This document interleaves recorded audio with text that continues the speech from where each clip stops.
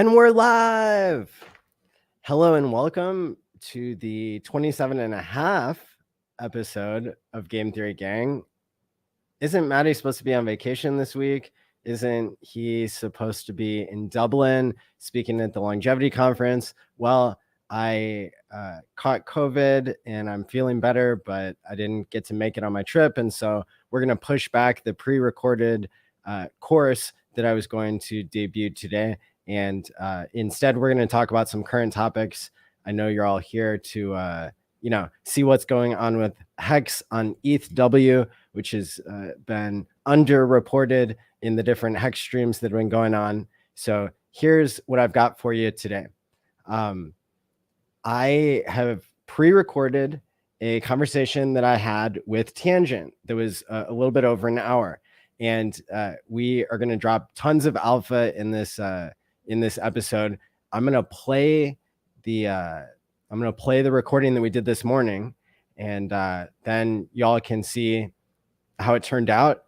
I will be here the whole time to answer your questions, and then after the pre-recorded part ends, I will stay live and answer more questions. So how cool is that? You get more Maddie than ever. So I need the chat to help me out here and to tell me if you can hear this video that I'm going to start playing now. So let me know if you can hear it. If not, I'll change some settings. Thankfully, I'm not muted this time, as far as I can tell.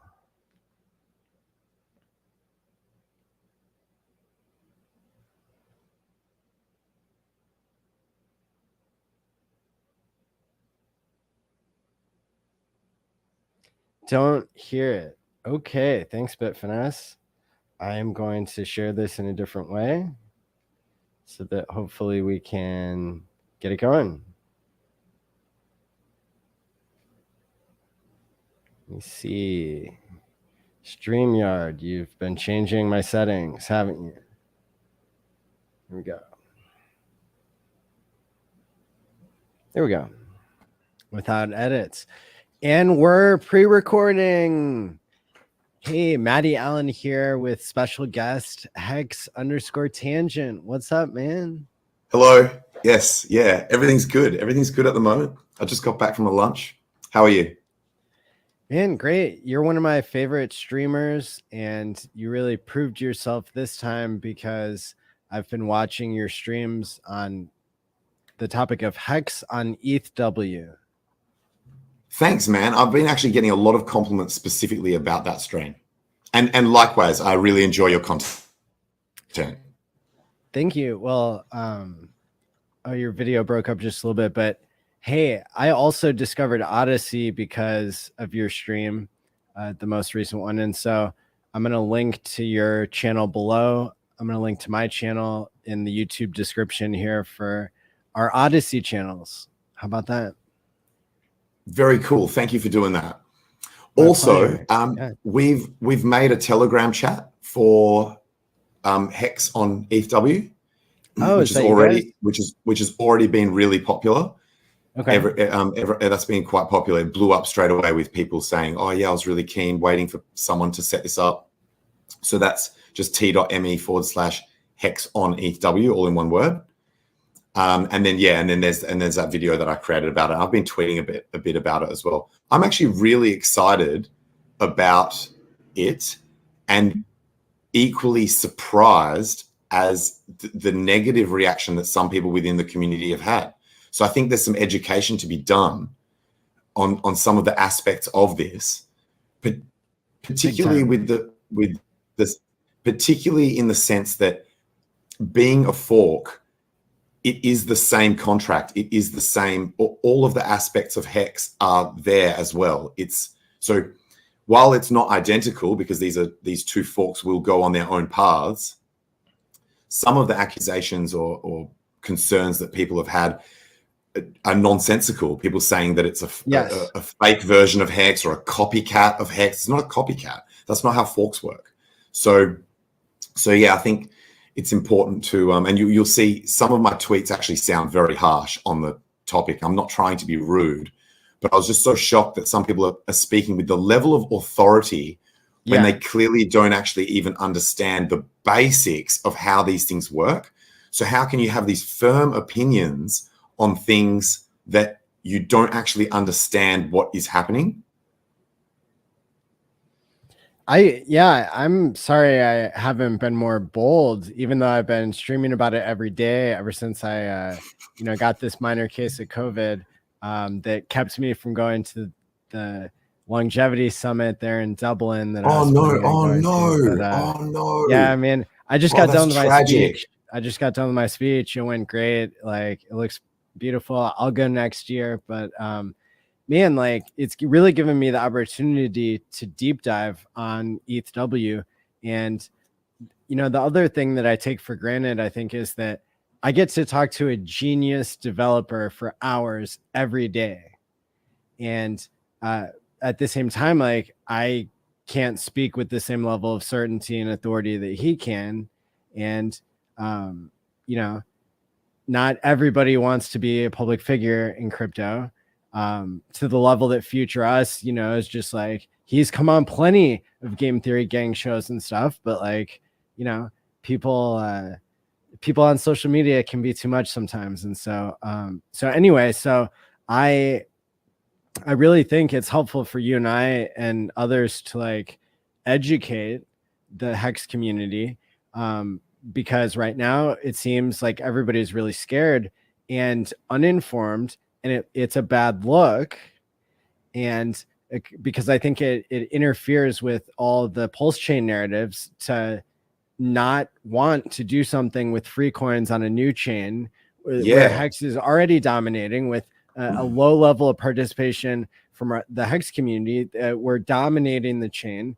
HEX is doing super well over there. It's already it is absolutely at dominating. 0.001. It's like, wow, that's a valuable fork. And it, whether people get, people are always going to get wrecked trading. And that the point isn't for you and I to like really pump the price. It's to address the bigger issue that if nobody feels safe going to a new chain, then we got a lot of work to do before Pulse Chain comes out.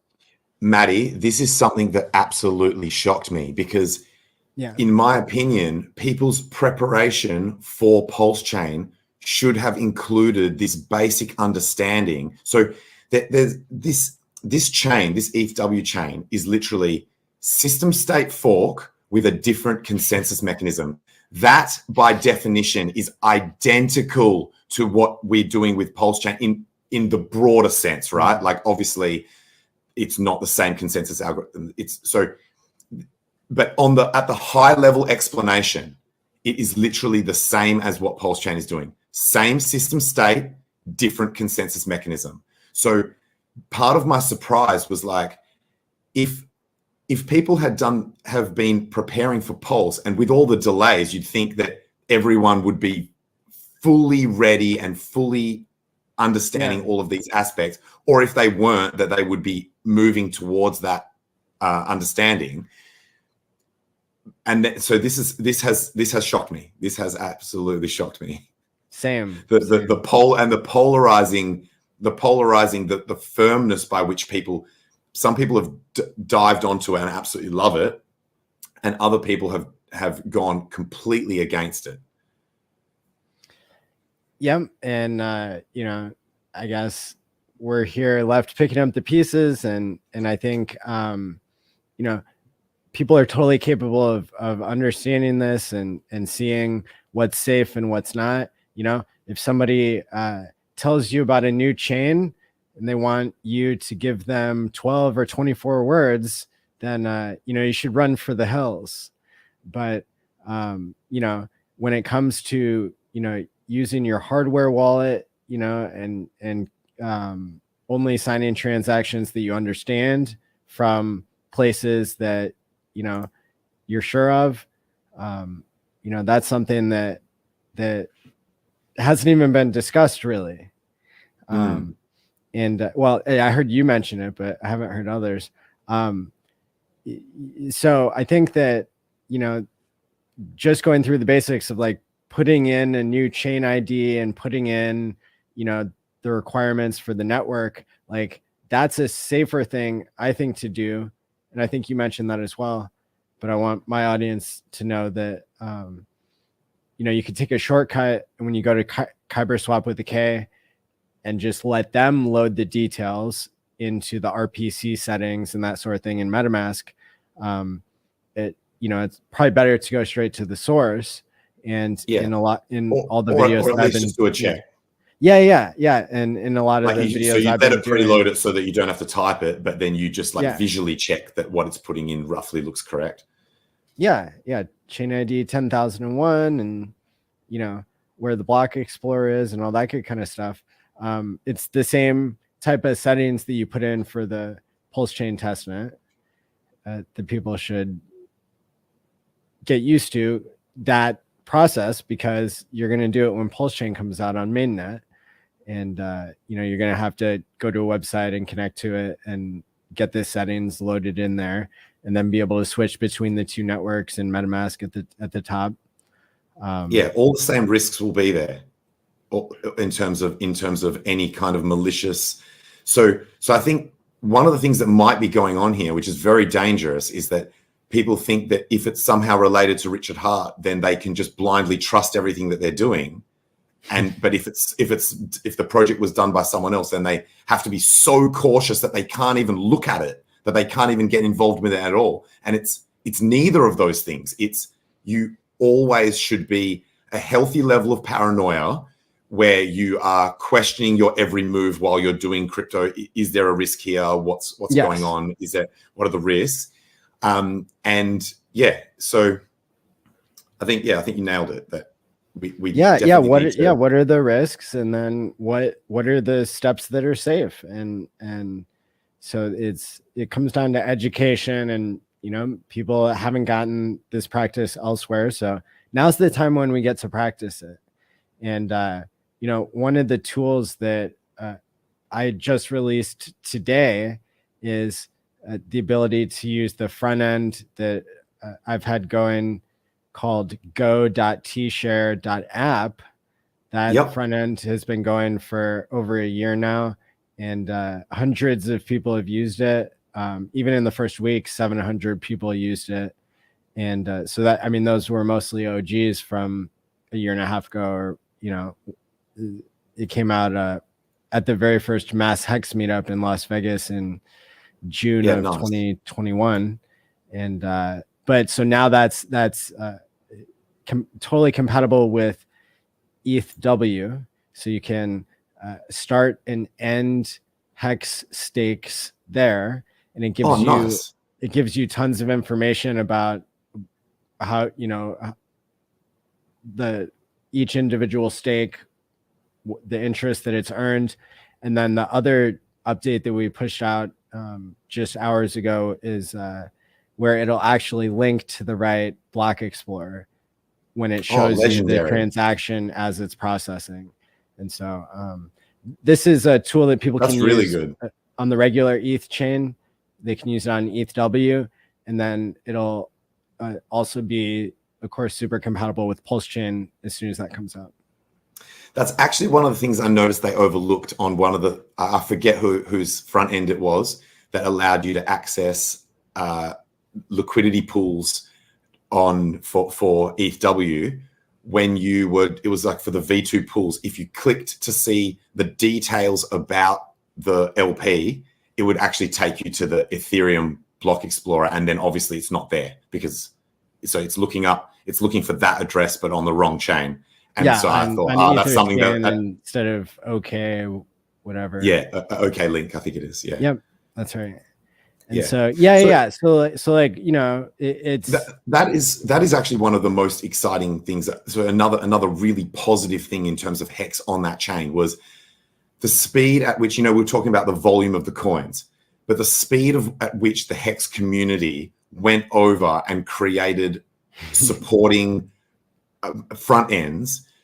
Hedron and Maxi were nearly immediately available. There were front end options. The community was working to search for options as well as build them. It was mind blowing. It was so impressive so impressive. You know, it's part of the reason why I made in the rules of that HEX on ETHW chat, I've said what people can and can't talk about in terms, because I don't want it to become a shill fest of other coins on that chain. But I've said that Maxi and Hedron are allowed to be talked about, any privacy solutions, any bridging solutions, any stablecoin solutions. They're all allowed to be talked about and Maxi and Hedron primarily because I saw the speed at which they supported that chain and the HEX community in general was so impressive. It's great. That's great. That's something that's missing from the Telegram groups that I've joined about ETHW and ETH Fair or whatever. Is like they don't even say what's allowed. They just randomly. They also that was part of the reason why we had to create that Telegram, was people started saying that HEX was being denied to be talked about, even though it's the highest trading coin. Yeah. I confirmed that. They deleted my messages. They didn't ban me for asking, like, hey, by the way, like, I'm a YouTuber who has thousands of views who's covering ETHW, and like, do you still have a problem with bringing up HEX? And they were like, delete. Yeah. So. It's strange to me. You know, one of the guys in our new Telegram said we could probably create an ETHW chat that's not just HEX focused, like an actual just broad ETHW chat, and end up with a better chat than their one if they want to exclude us from theirs, and ours would end up looking like the official one by having more people and more like better quality information and admins and that sort of thing. So we haven't done that yet, but it's an option. I mean, that comes down to ignorance, right? These guys, there are people obviously in that community that still are believing this narrative that HEX is some kind of scam or some kind of problem with HEX, even though it's been around for so long and has demonstrated its better, higher quality than almost all of the other DeFi products that they do allow. It's weird. It is. Well, that's literally why I invented smartvault.me, so that we can get everybody outside of the HEX community within one step of HEX. They're not going to take the giant leap. It doesn't matter how much we yell. It doesn't matter how much we prod them. It literally doesn't matter if we hold up their entire chain, like, you know, on the fruits of our labor. It's like, you know, no matter what, until they get to time lock whatever coin they like. That's what smart vault. It's you know, smart contract that allows people to time like any ERC or PRC20 coin and get incentivized actually now to do so, where people can earn trustless APY while holding their own keys based on the early end stakes of others.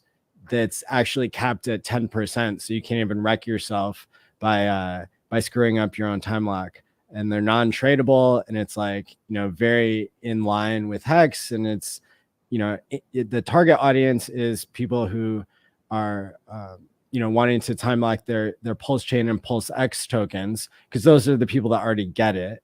But yeah, it'll be open to other communities, and I would love to see, you know, other communities use that as their stepping stone to get into HEX.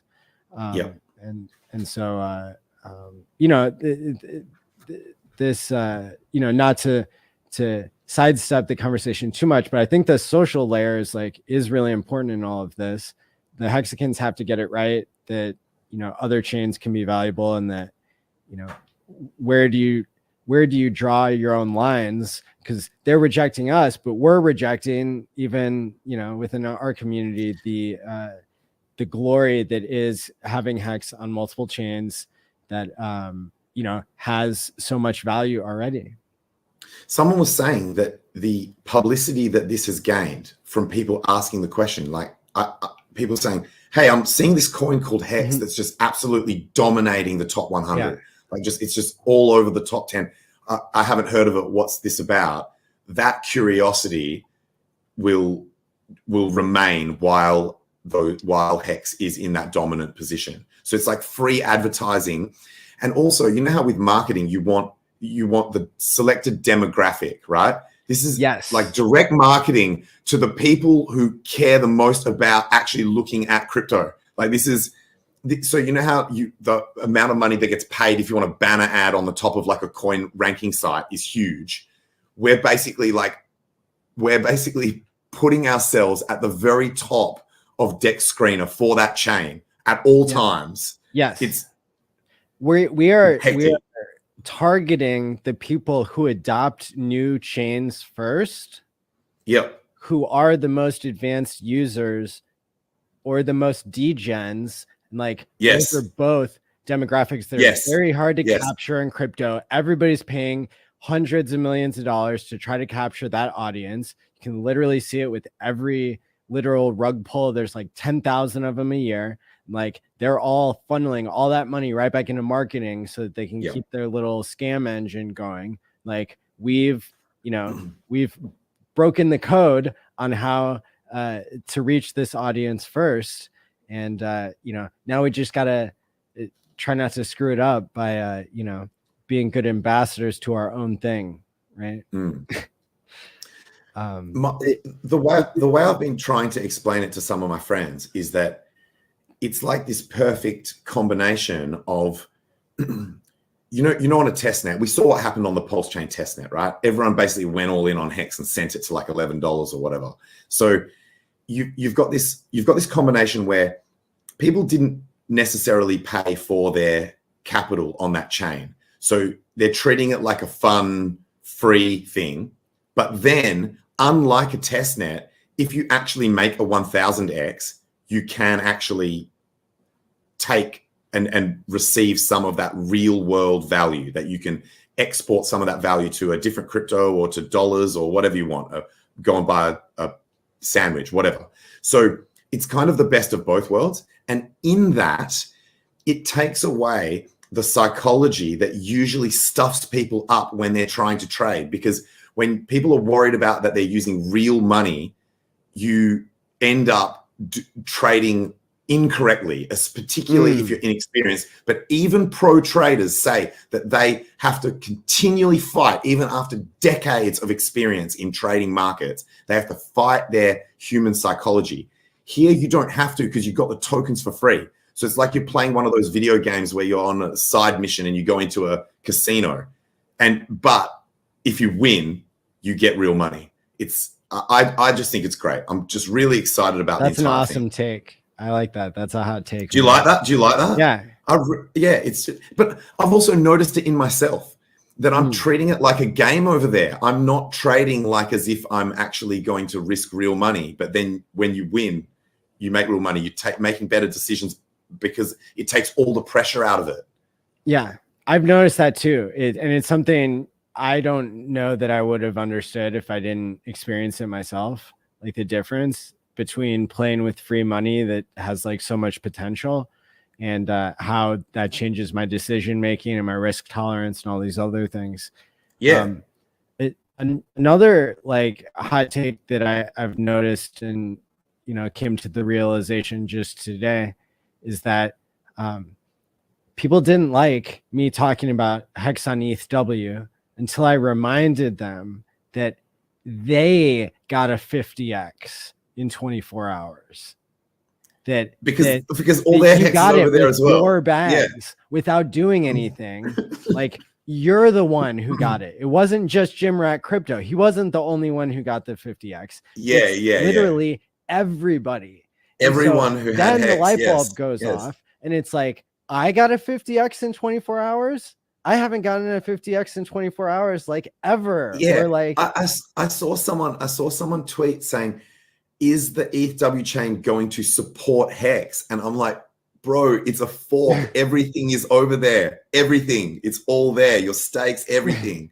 So, yeah. So I guess once people realize that, once they realize that they're involved in this, so all of the things that had people excited about Pulse Chain, like not all of the things, but as in many of the aspects that had people excited about Pulse Chain, They still apply here as well. And like you said, acts as an excellent testing ground where you can start to play around and notice the things that it might actually, you might adopt your initial pulse chain, your early pulse chain strategy based on your experiences on this chain. I know I already have. One of the lessons I already learned is don't have any LPs in V3. Put your LPs over into either V2 or not at all, because V3 may or may not be supported as quickly. What do you mean? I already use V3 on ETHW. On ETHW, yes, but like in terms of on Pulse Chain, I've actually been having problems with V3. I've been having problems with V3. I've been having these very weird problems. Yeah. Where when I try to add LP to the HEX ETH pair, the price is so far out of what the real price is. I don't know. I don't actually know what's going on. So I've got to get to the bottom of that. But I know Blue Bum told me that he has already been participating in V3 pools. So I need to look back into it. I did my first V3 liquidity position today on ETHW, and I had never done it anywhere else. In terms of this is HEX with ETHW. Yeah. And so whenever you do a V3, the way that I think about it is that it's a limit order. And that's because I can set the range in which this is going to fill. The difference between a limit order, though, is that like a limit order will fill and then like it's not going to move around in that range, and it's not going to keep filling and unfilling your bag. So anyway, what I did is I wanted to create a V3 liquidity position using only ETHW, but to end up with HEX on ETHW. So you're feeling basically from just below the price down with a one-sided LP where you're only adding that, and then as the price falls, it will fill to a various level, and then you just decide when to pull and get the HEX. Yeah, and I've been spending a lot of time playing around with LPs lately, actually, over the last couple of months, and on all chains. And like I've posted some tweets about it, and I actually made a video about it. I think it might actually be my second last video, talking about what you would look for in an LP that you would ideally have, right? And although there are many factors, the biggest one, in my opinion, is the ratio of volume to liquidity. You want the volume to be as high as possible and the liquidity to be as small as possible, which means that there's heaps of trading going on, but not many people are providing the liquidity. So you will be the benefactor of the majority of the fees of a very highly traded pair. And do you know where one of like the best ratios I've ever seen, scouring all chains for months, looking for the holy grail of HEX on ETHW. Volume HEX versus ETHW is like, it was insane, man. It was like 17 grand of LP before the V3s opened up. On the V2 one, it was 17 grand of liquidity for almost 400K of daily trading volume. So you're just like printing money printing it. That's you're insane. Just absolutely printing it. The only problem for me was I was struggling to get enough ETHW because I didn't want to sell any HEX. I just wanted to keep accumulating HEX. So I didn't want to dump HEX, and I had gone all in, by the way. I went all in. I sold every ERC20, every ETHW token, except for a tiny amount left in wallets for gas, and everything I could, I sold into HEX as soon as I could and just went all in.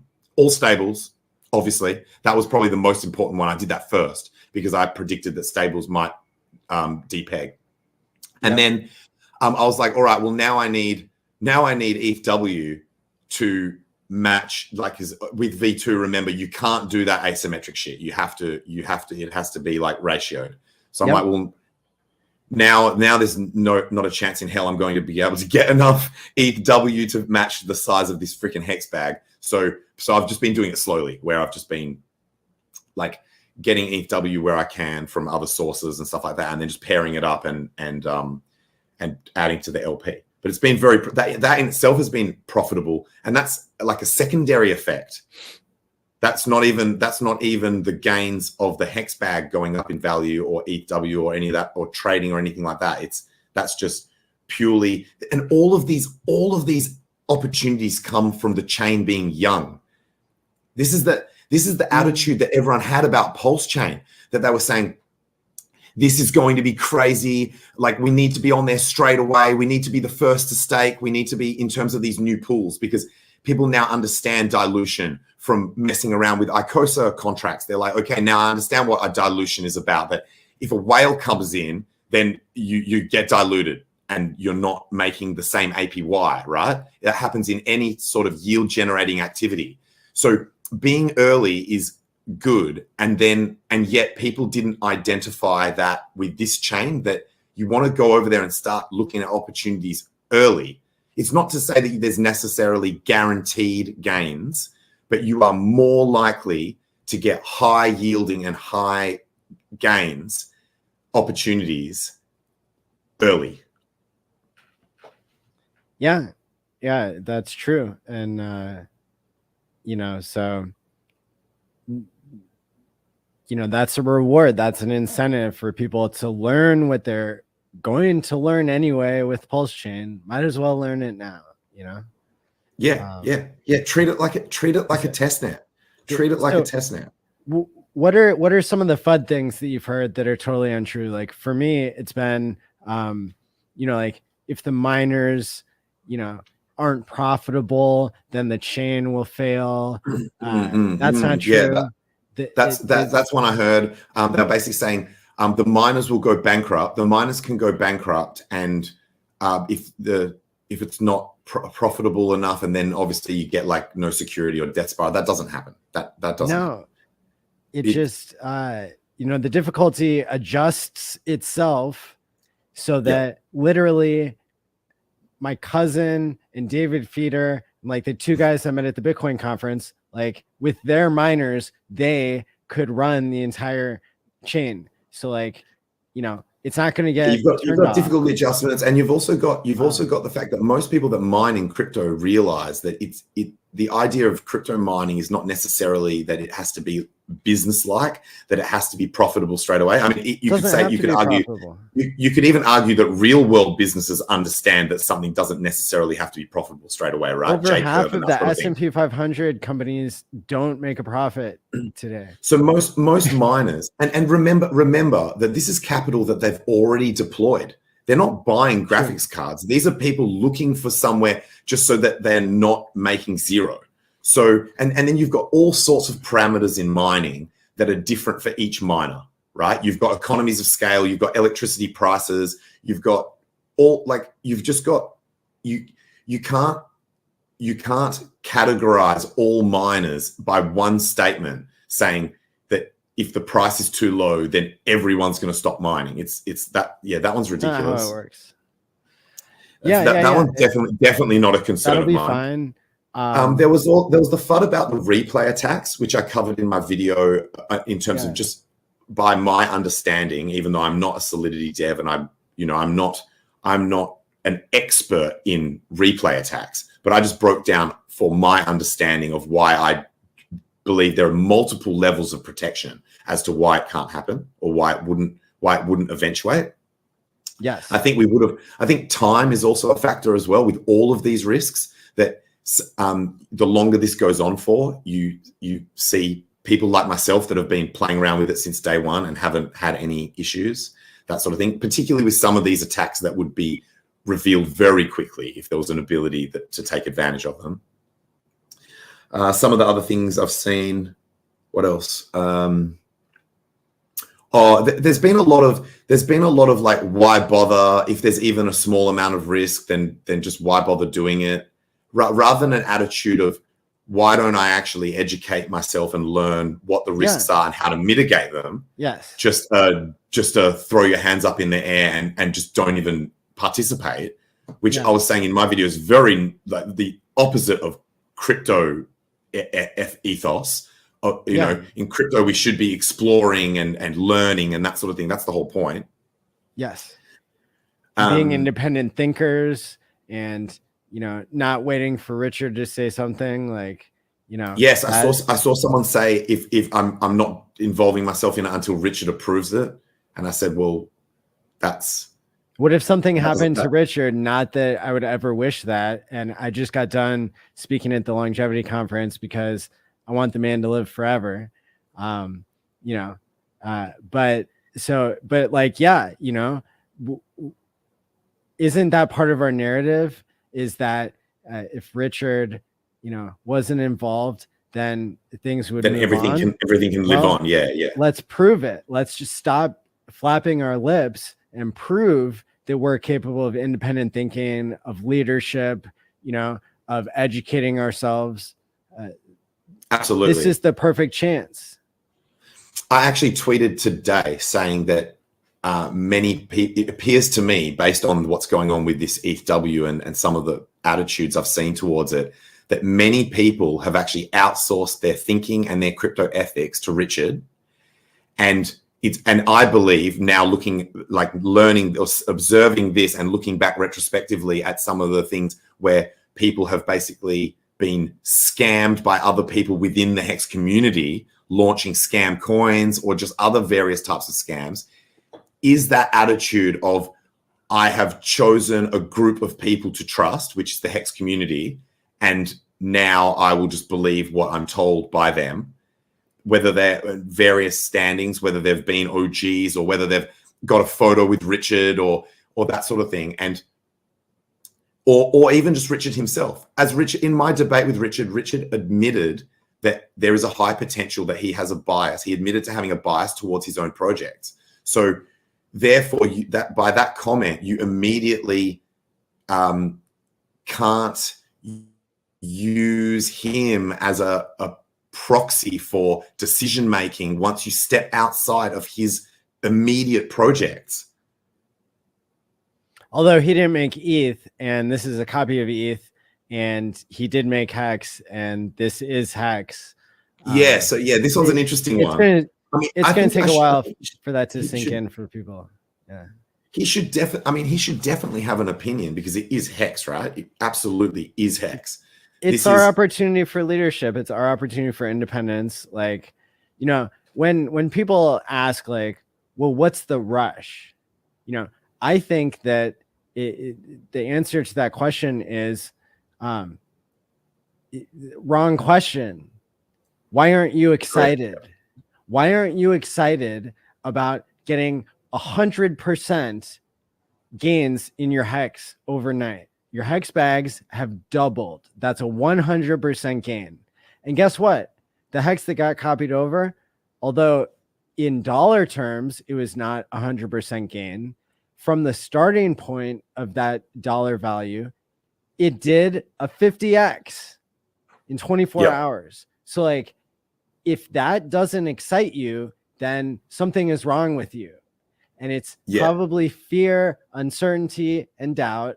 And like, the good news, the prognosis is that that's going to go away really soon once you, start listening to the right education, once you, take it upon yourself to research this, to join the Telegram group that Tangent has set up, to, ask questions of those who are available. The Maximus guys are, this dude has been streaming for like 8 hours a day, most days during this. So like, you've had many hours to like ask somebody who you're already trusting greatly.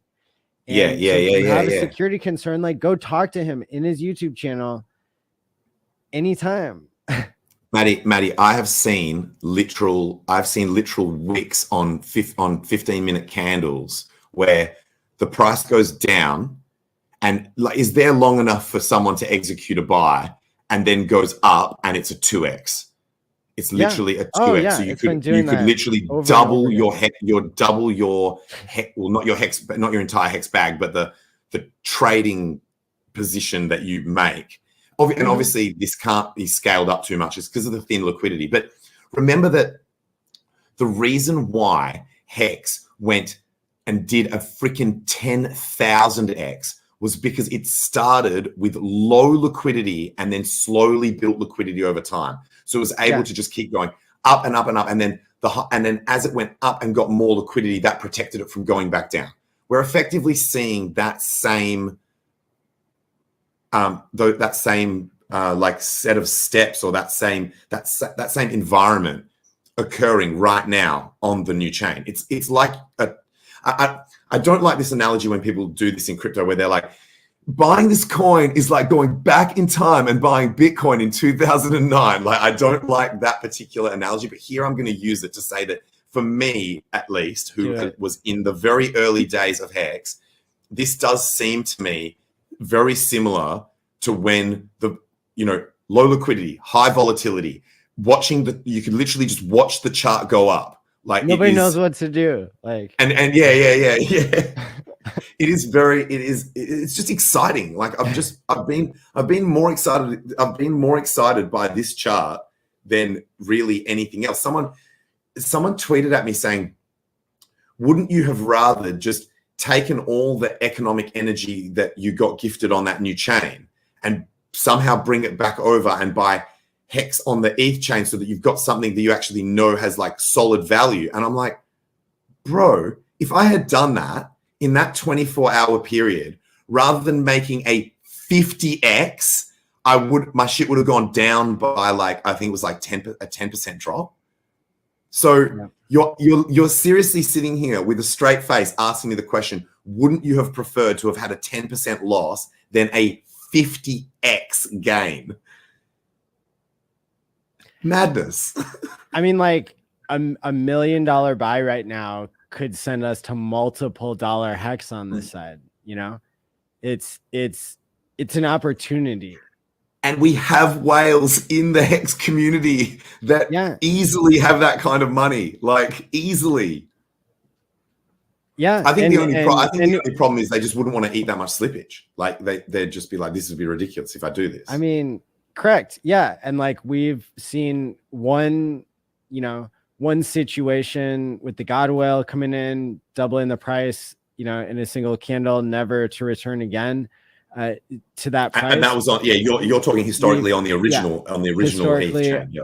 On the ETH chain, we saw New Year's Eve of that same year, about 6 months later, we saw probably Ski Cat or somebody like, send HEX way higher than it had ever been, like as a celebration. Like, you can follow the wallet and you can see that like that wallet normally doesn't eat so much slippage, but it shows that particular moment to celebrate when the Hexicans when Hexologist was doing his stream at the time. So yeah, like, something that perhaps seems obvious to us that I should make really clear that I actually didn't. I think I failed to mention this in my video, even though I was trying to be as comprehensive as possible, is that people need to realize that, and Richard has actually tried to educate everyone about this. While these LPs exist that link everything together, everything has value relative to everything else by the ratios of those pools. So you've got multiple pools linking multiple tokens, and as long as there's a routing path from something to the one or multiple things that you can get like exit out on, then everything has value. So on this ecosystem, because there are many exchanges that you can send ETHW to and sell into any other crypto or into dollars or whatever you want, everything that is routable through liquidity pools back to ETHW, therefore has the ability to have real world value. So I think that's another myth that's being spread around, is that Pulse is planning to launch deliberately with everything having zero value, i.e. no bridges, no exchange listings. That's the only way that you can ensure zero value for any period of time. With ETHW, they even had exchange listings before it even existed as IOUs. So that's another myth that we need to bust, is that we're sort of like wasting our time playing around with these worthless tokens. They are able to be valued. Yeah. And an important side note actually on that is that you need to ignore some of the price estimates, because I'm not sure what's going on, but it's issues with either the oracles or lack of oracles, or the fact that the stables all lost their pegs. I'm not sure exactly what the mechanism is, but people are going on to KyberSwap and seeing, that they're like, they put in a certain amount of hex, and it's like, this hex is worth 11 grand, and you're swapping it into this coin that's worth 3,000, and it's like all of that shit's broken. Okay. That's because that's going to be a function of the USDC that's paired against HEX that's worthless on Uniswap on that chain. And as people continue to dump the stables, so like, for example, for one ETHW, I was able to get like 30,000 worthless USDC. Now it's like, you can only get, you can get 40,000 or something, because the value of that USDC is going down. And so they've chosen a stable or a basket of stables so that the thing can on chain know what a dollar is, and then now that's broken. No. It's simply that those worthless USDC were copied over, and so we never expect USDC. We never expect USDC to ever, like, be worth anything. It should keep going down forever or be zero. But like, what we're valuing and what we're actually swapping HEX for is not for anything having to do with worthless USDC. It has to do only with this liquidity pool between ETHW and HEX. And so like the tiny number that you see on KyberSwap where it says like what the USDC value is of that HEX and of that ETH and of everything else, like, is irrelevant, because what you're really doing is ratio trading HEX with ETHW. And then in order to compute the actual value of the HEX, just the way that dextools.io does it is like, or Dex Screener, you're going to be able to take what is the value of ETHW, right? As we're talking right now, pre-recording this, the value is $6.93. Like, and then it goes and looks at the ratio of how much is in the liquidity pool of ETHW versus HEX, and then it can tell you what the price is of each HEX, which is about 0.0012 right now. So it's already over a tenth of a cent. It's a 12% of a cent. It's been fluctuating for the past 48 hours in between 10% and 20% of a cent. And I've got multiple theories as to why. Sorry, that's probably the delay why I accidentally interrupted you. But I've got multiple theories as to why HEX will continue to go up, at least for the short term, and that includes things like that gap in people's perception of what a HEX is worth in dollar terms. That saying, oh, well, over here I can get this cheap HEX. There's anyone that is a hexagon and believes in HEX and knows that they've got other assets over there, like I did. The same reason that I dumped everything into HEX at the start was HEX was the only thing that I believed had a decent chance of retaining its value. I definitely didn't want stables, and I didn't want these projects that weren't going to have a community over there. So, and then I even dumped my ETHW in as well. That was my second pick. My first pick was HEX, and then ETHW was my second pick. But I just had this sense that if HEX whales and if even just a decent number of the HEX community were thinking like me, even if they weren't whales, even if it's just a decent number of moderately wealthy hexagons had a similar strategy to me, then we would be going moonbound. And it ended up being the correct thesis. Here's kind of the situation as I see it, as I'm just putting this together for the first time of what I think is going to happen. And it's by no means like that I know it is, or that I'm acting on it. Oh, yeah. Like a working theory.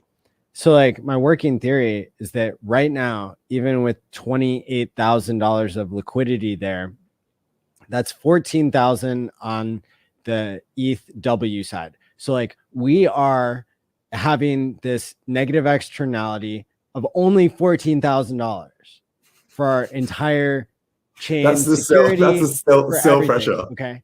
And then like, you know, the reason why, sorry, you mean on the buy side? Yeah, sorry, I get it. I get it. And so like that's like, remember the miners, they can like print ETHW because, you know, they are miners. And so you know, they could at any time come in and be like taking, you know, getting into the HEX game or cashing out the ETHW that we're putting in there. So that's like a negative externality in the short term.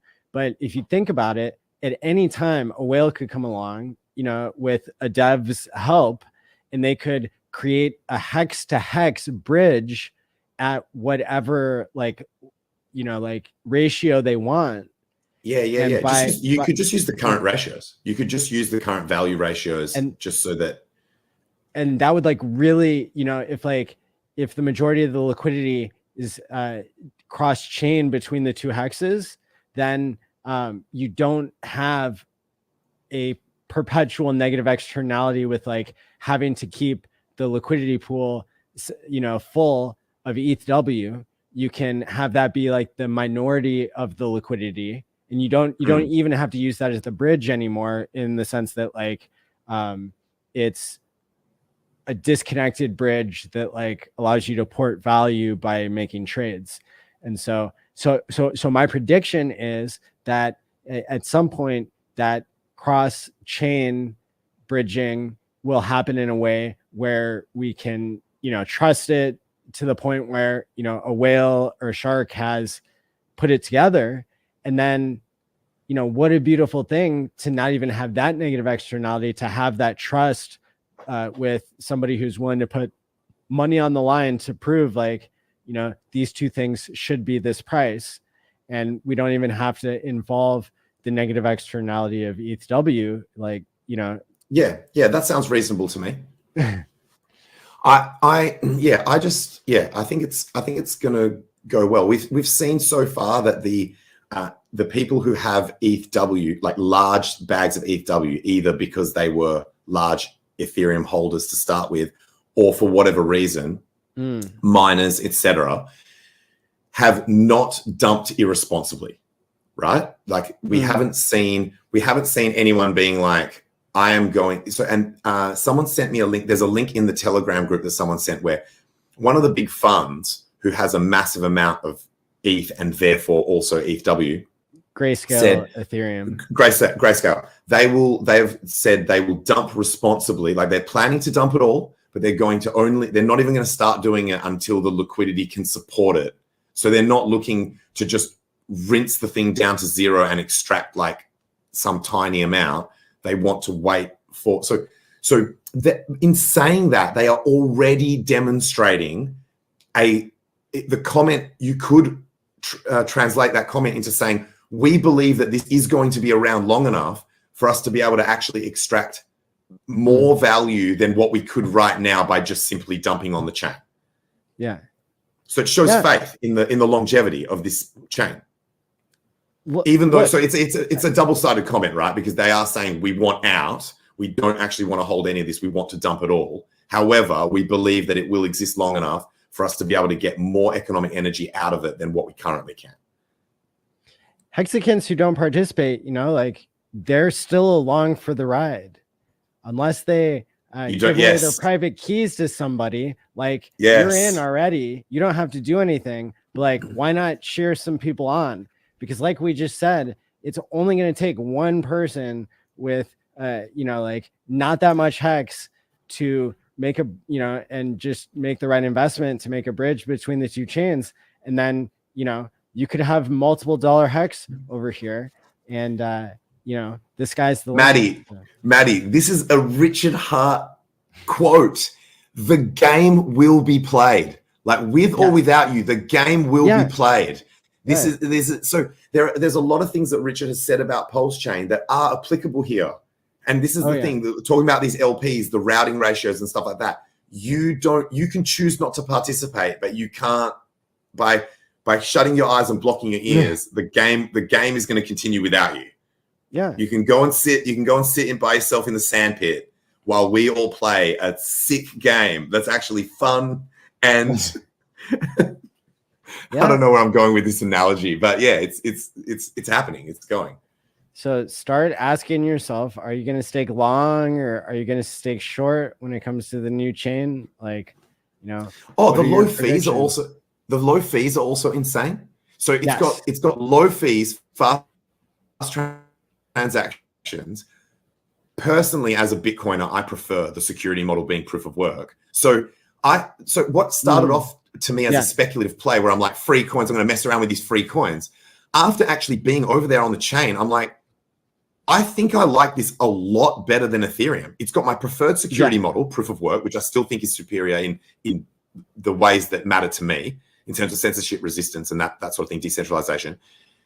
You've got fast, cheap transactions, which is Ethereum is another, like, it's like a 7-step process, merge, splurge, verge, burge, frurge. Like they've got like this 7-step process that before they're actually going to have fast, cheap transactions.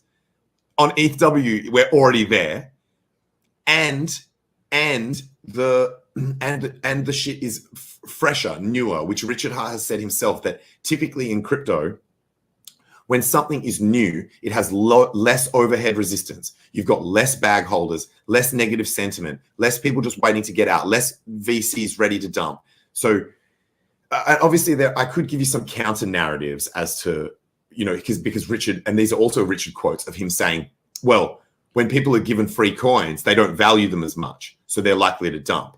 But here, because of the ratio trading, one man's dump is another man's pump, right? Like HEX went up partly because of people dumping their valueless coins. So I'm not saying like, look, there are only bull narratives here. There are narratives. One of the things that concerned me, which actually is now not a problem, was when I was having those issues with V3, where the price was wrong. So I realized that if I added liquidity to V3, like a bot could eventually just arb me, and one of the LPs, I was going to get screwed because it was not letting me add in. It was like the ratio was already there, but it was wrong. The price was way low for HEX. So I was like, what's going on here? And then that led me to think, holy shit, if these V3 pools are not being routed through yet, because KyberSwap only uses V2, if these V3s are not being routed through yet, when someone creates a bot, or if Uniswap opens up their front ends and people start arbing, us over here on V2, where our HEX price has already gone up to the moon, could start to get arbed against V3 pools that are higher liquidity at a lower price, and this pool's going to get wrecked, rickety wrecked. That was my fear. But if you guys are already using V3 and it's all sweet, that just means it's a problem at my end. I just need to work out what's wrong and fix that shit. And trust me, this is not a lack of experience. This is not like, oh, Tangent, are you sure you're not just doing something silly? Like, I know enough about it that it's definitely something weird going on at my end. But so that concern's alleviated. That was one of my bear narratives of something where I was like, okay, this could crash the price that we're looking at. If bots start to arb to pools that were previously isolated because of the lack of front ends or the lack of even just deployed bots. Because you've got to remember, some things immediately come over with system state, but things that are being run by humans, so there would be arbitrage bots that were not set up to immediately start arbing over on the new chain. So there are some events that could occur that that could make things go, but that's part of the excitement. That's part of the excitement. Without risk, there is no reward. More stuff to learn about. You don't make exciting. Yeah, you don't make 50x gains. And like you said, this is all learning experiences for what's going on, what could potentially happen when Pulse Chain launches.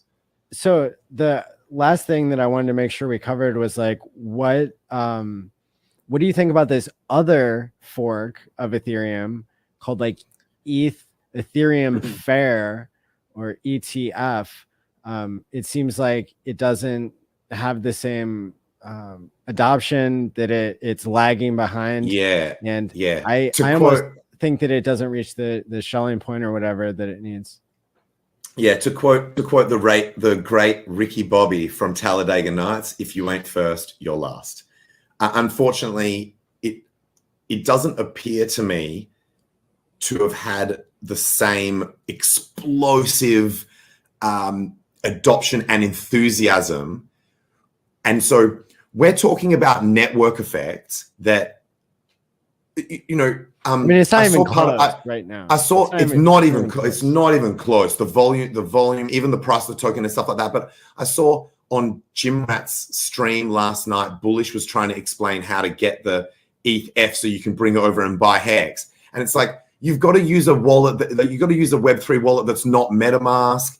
You've got to like, and I was just like, man, this is an immediate deal breaker. There's no front ends for anything. Like even the HEX community that was so positive in, you know, there's the front ends that were immediately available for ETHW to do things. You know, you could start, you could be doing staking, end staking and start staking through the Hedron protocol that was supportive to the ETHW chain. There's none of that shit. Like, it's just we got that on go.TShares.app now.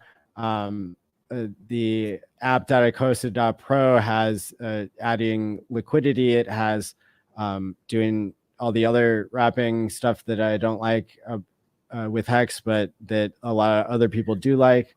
And so you can also swap from there, I think.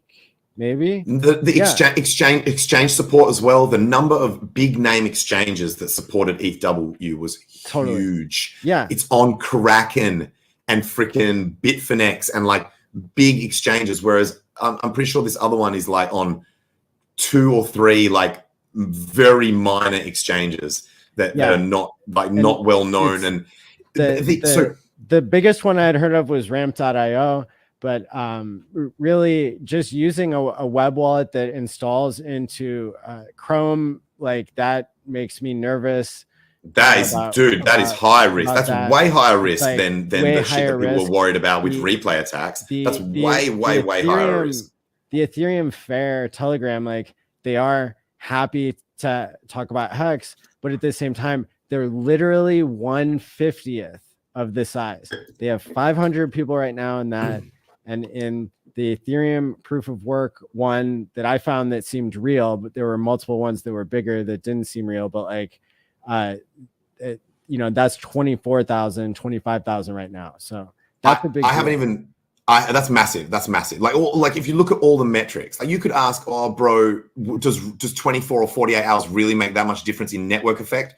With the explosiveness of the network effect on ETHW, it makes a difference. It was so. I think the gap now is not competable. It's almost already got to a point where the winner, in my opinion, is clear as. But I'm going to drop on you the 2 things that, and these will sound trivial, but to me they were like almost immediate deal breakers. Obviously, if I'd looked into it and I maybe could have got past these. But when you couple it with everything else, they're definitely deal breakers.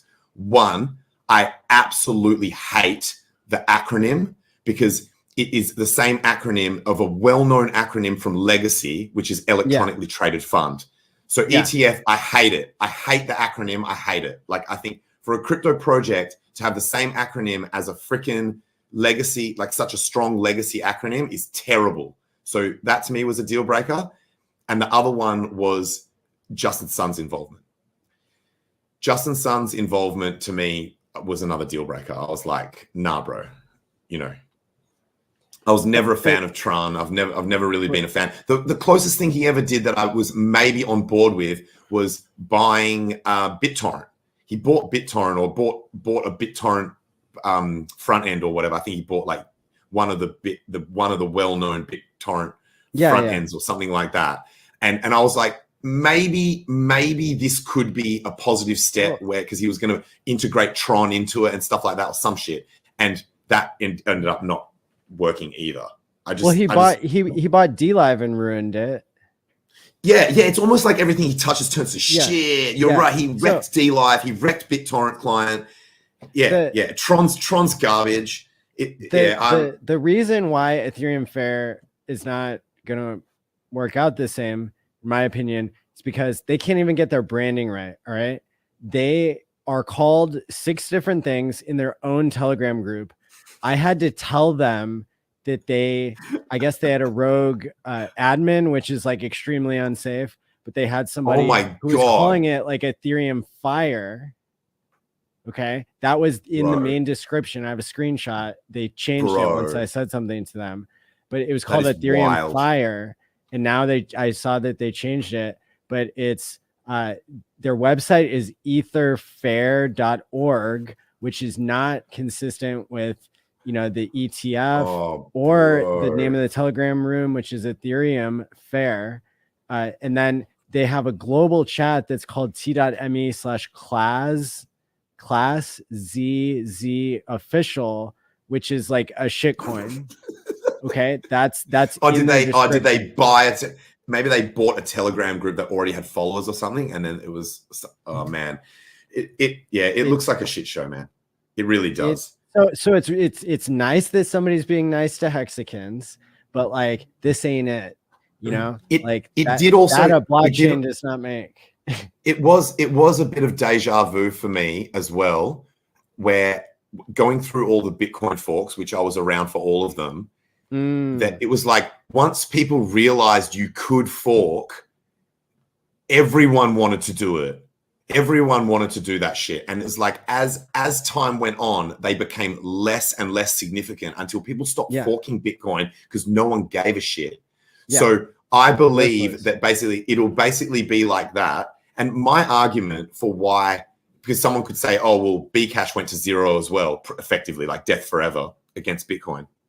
So how do we know that's not going to happen with ETH proof of work? At least ETH proof of work has a strong point of difference.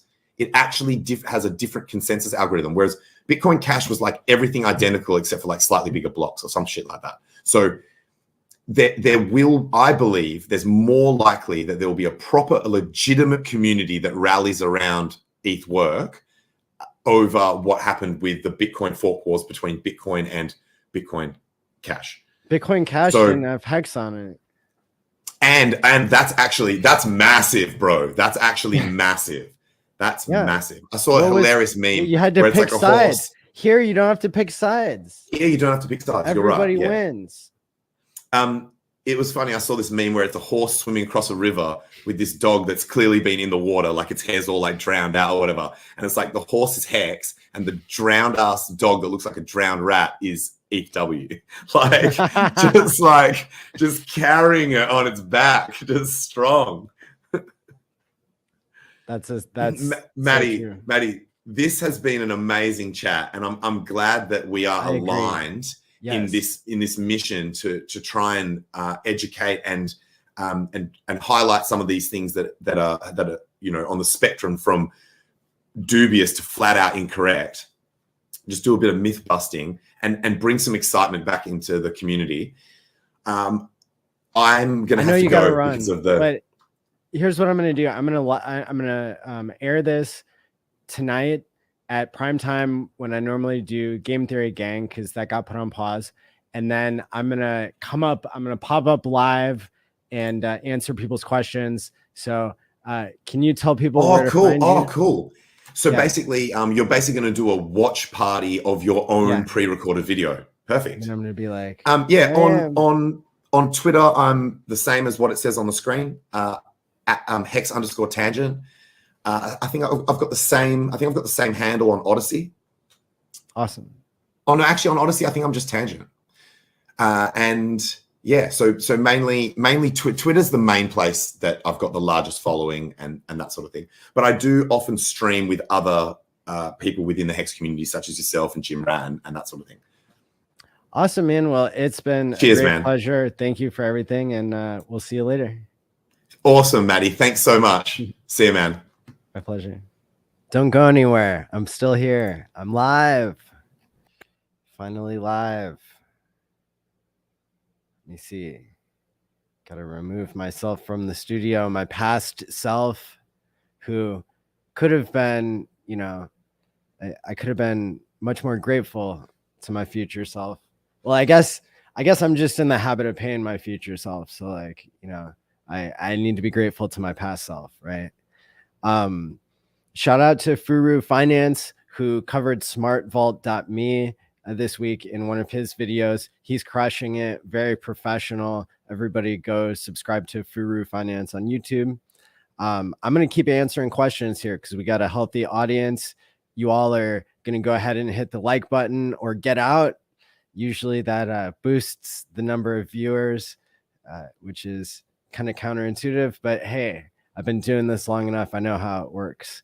So yeah, glad people are confused here with, me being forked and coming up live. No, I didn't change costumes or something. That was something that Tangent and I recorded earlier this morning after I had stayed up all night getting ready to speak at the longevity conference in Dublin, which I was supposed to be at if I didn't get COVID on the way back from the Pulse Chain meetup. So, here we are. I'm here to answer more of your questions and update you. Has my opinion on ETH Fair changed?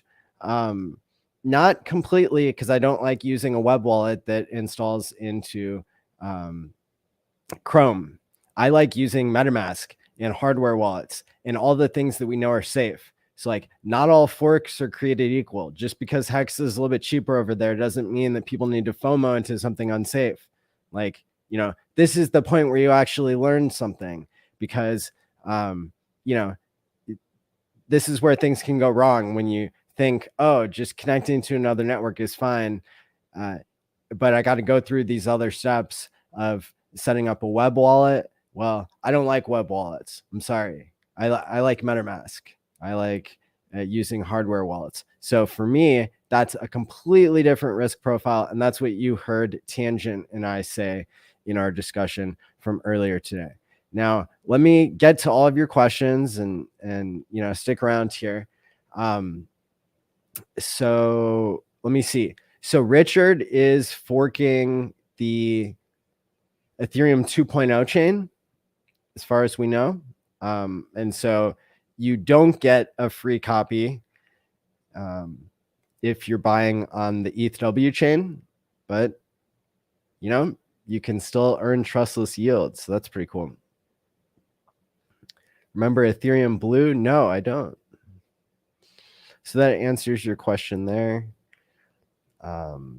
Yeah, Pulse Chain is extremely bullish. This is the dress rehearsal for the whole thing. So that's where we're at. Yeah, everybody's freaking out who didn't watch from the beginning.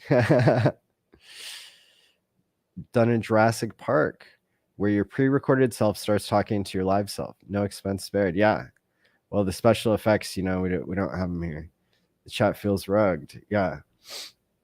It's me. I've been forked. This is the ETHW version of myself, Now I get to fork again for ETH Fair.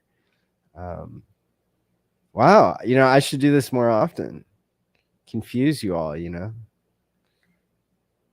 Forked Maddie. That's what they're all saying. All Inception. I like that. Maddie W and P Maddie. There we go. Hilarious and confusing. It was pre-recorded. Hit the like. How many forks happened? I heard someone saying ETH B, Ethereum best. Well, Sir Edwards Tricom, I do not know how many.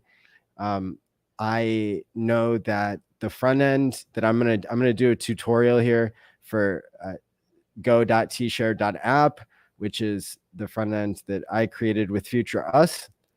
And we have support for only ETHW right now.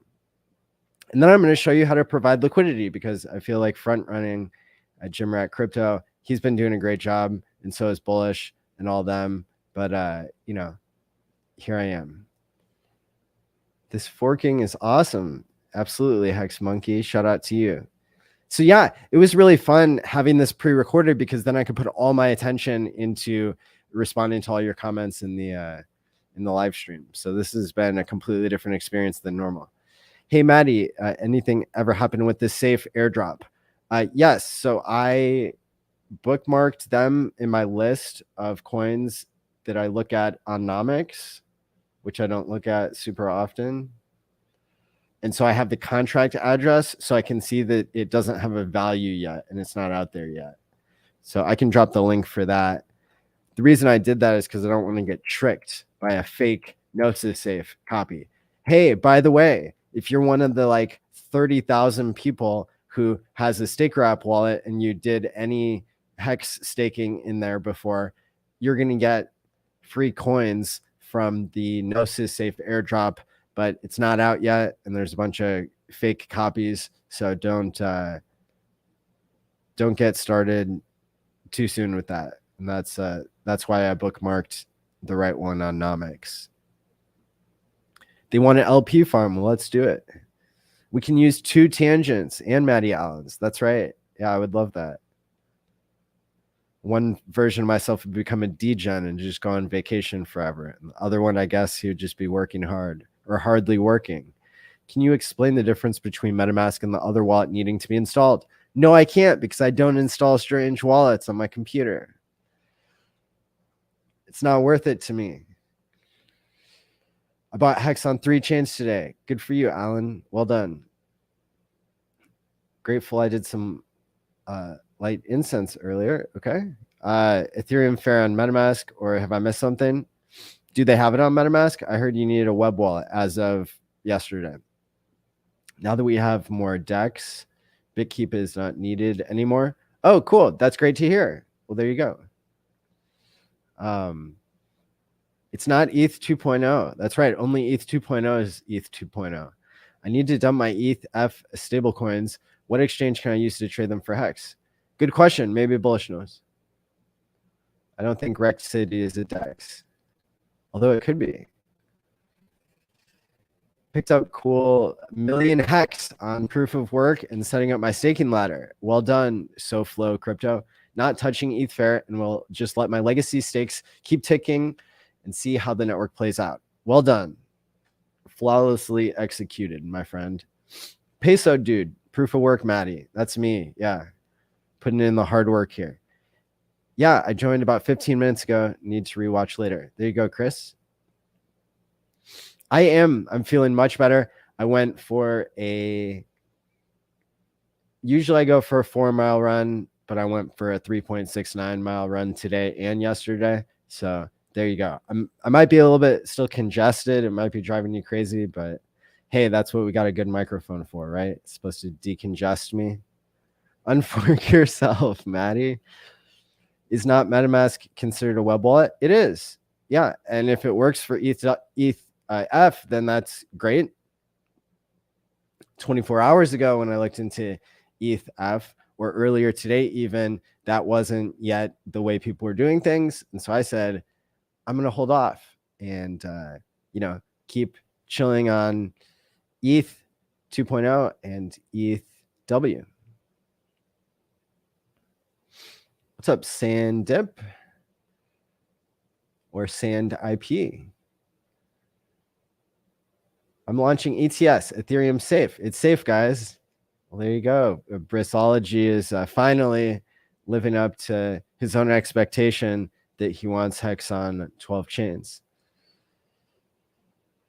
Who's gonna launch Ethereum bidet for Richard? You can blast away all the shit coins that way. It's got the good marketing is built in.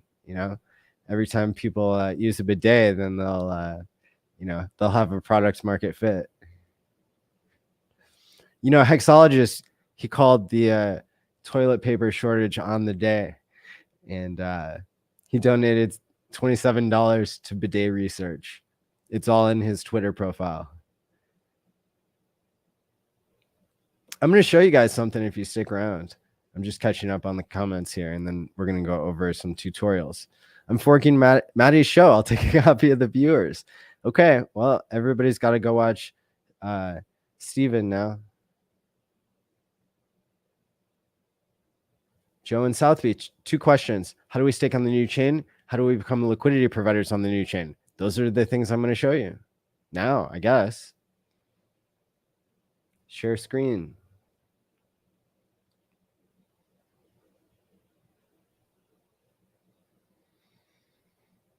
So HEX is still dominating here over on the ETH proof of work chain. We're on dextools.io to start off. ETHW Ethereum, which is really ETHW, is trading right now for $6.21. As far as I've been watching it, it bottomed around $4 a couple days ago now, or was that a day ago? Somewhere in there. And it had been as high as $8 or $10 2 days before that. And now it's just trading in that range in between 4 and 8. I saw it at maybe $7 or $8 earlier today. I also think I found a chart of that. Yeah, here we go. It's on CoinGecko.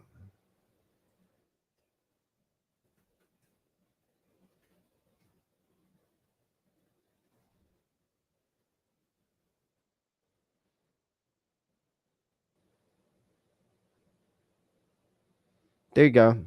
Wow, people were paying $50 for it. Sorry, people who paid $50. And then see, I was buying it on Kraken, and then I realized they were overcharging suddenly. Like they were putting a 20% premium on it, and some of my trades were failing. So, I always put a small amount here and there, and when I'm dealing with exchanges that are new. So then I used Change Now, and that gave me a way better rate. Looks like the all-time low was $4.17 according to this, and the recent high in the last 24 hours was $7.23. So it's trading in that range. Remember, that's important because that's your bridge in and out effectively. That's what your HEX is denominated in, right? So if you want to cash out or if you want to cash in, you got to go through ETHW. And then we see, so HEX has liquidity here that's higher than it was a couple days ago. It's been up to 10 or 12 million. Right now it's sitting at 9.5 million pooled HEX. And that HEX is trading for, given the Ethereum W price and everything, it's trading for about 15% of a penny. Okay. And it's, you can see the spikes here on the chart going back about a day or so. I guess I can zoom back even more. You can see it's been all over the place, but for a while now, it's just been trading. It's really been trading in the 10% to 20% of a penny range for quite some time. And it was only the people who got in really early who were able to buy it down here low, but everybody got a free copy. So that's why I keep saying, if you did nothing, you still got a 50x when you went from way down here to all the way up here.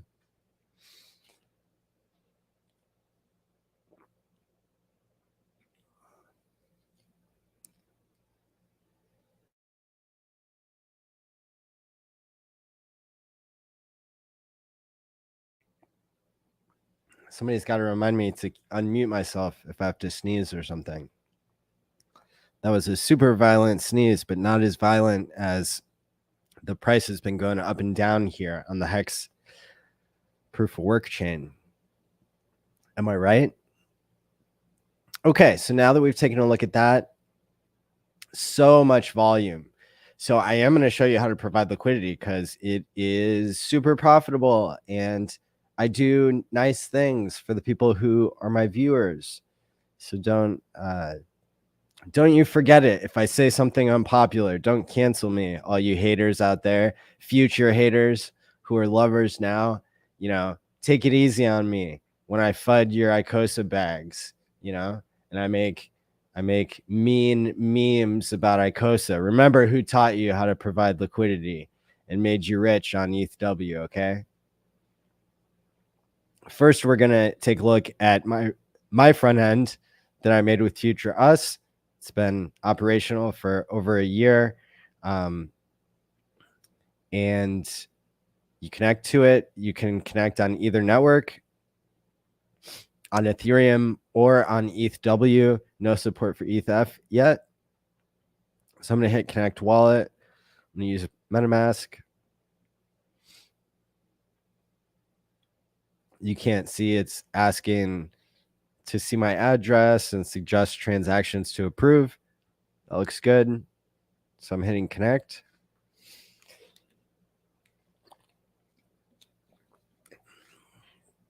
So it's not loading in the price. It's too early for all that, but you can see that it shows which network you're on.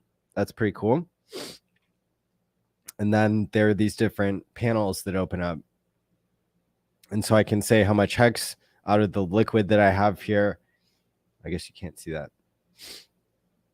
Out of the 167,000 liquid that I have here, I can say how much I want to stake and for how long, and hit the stake now button. The TShare rate, it should update here if I put real numbers in. What is the TShare rate these days? 24,000, something like that. Yeah, so the TShare rate it's showing here on this chain is 24,161. That could get updated at any moment if somebody ended a stake over here. But for now, that's what it is. So let's make one TShare while we're on the stream. My stake length, I'm still getting to know this puppy, trying to see if it's going to pump 1,000,000x. So I'm going to do 5 days. Right? Because we're testing it out. I mean, I've done Quattro Cinco stakes on go.tshare.app on the ETH chain and, used it for hundreds of thousands of HEX. But here, this is for demonstration purposes. So I'm going to hit stake now. It pops up with a MetaMask window that you can't see, and the fees are super low. And I hit confirm. It shows that it's confirming. It shows the transaction hash. If I click on this, oh, that's beautiful. Beautiful. It actually goes to OKLink instead of etherscan.io. It knows which chain it's supposed to be on. Good job, future us, crushing it. Wow, that was so fast. You didn't even get to see the other pop-up here to say it worked. Now I can go to my active stakes and I see that one's pending. Maybe I want to see more details on that pending one. I can click on it, and here are all the details, right?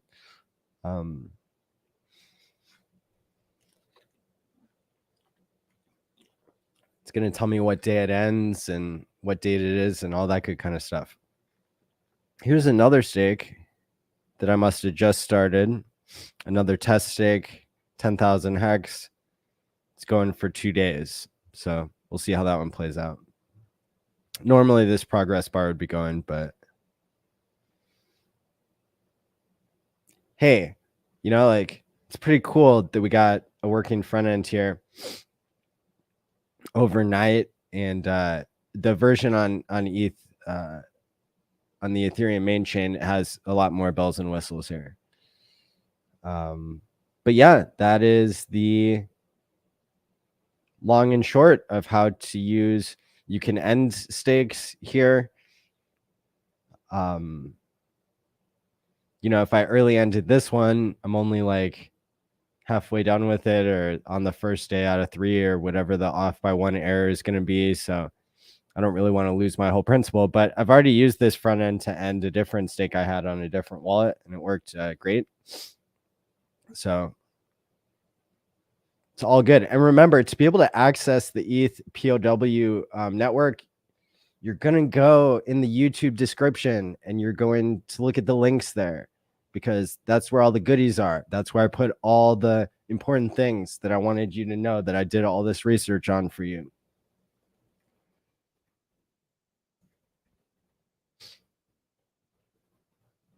So I'm literally going to this video that we're on right now, and I'm looking at the links. It's like, hey, look at all those links that are so important. We got the Tangent Telegram room. Join it. Go for it. That's where you can ask questions and figure out what you're doing. We got the price on dextools.io. We got the disclaimers. We got the instructions to use a fresh MetaMask if you're uncertain. How I like using changenow.io. Better than Kraken currently, to be able to swap ETH to ETHW and then withdraw to a fresh MetaMask. We've got the network settings for the ETHW chain. This is how you're going to access your stakes. It's by loading these into your MetaMask.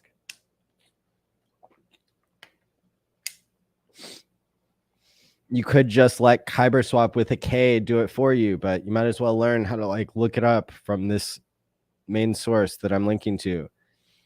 That also comes from linktr.ee/ETHW. That's how I got to this. That's how I got to see their they changed this. Their ETHW mainnet link right here. That takes you to the page we were looking at.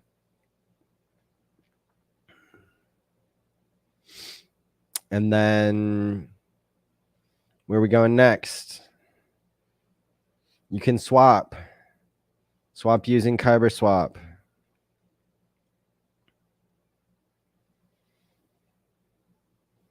So I'm going to change this to ETHW as like the trading pair. And then I'm going to have HEX as like the other side of the trade. And I can change my slippage here to be able to say like, I want to do 1% slippage, but I don't. So, and then like this route is going to keep changing based on wherever the liquidity is moving around and what all the bots are doing. And then I can go in here and I can take one ETHW that's worth like $6. And I can swap it into HEX for like 4,074 HEX. So I can hit swap and then it tells me like, do you want to confirm? And I hit confirm. And then it pops up in MetaMask. And I say like, let's go. I want more HEX, baby.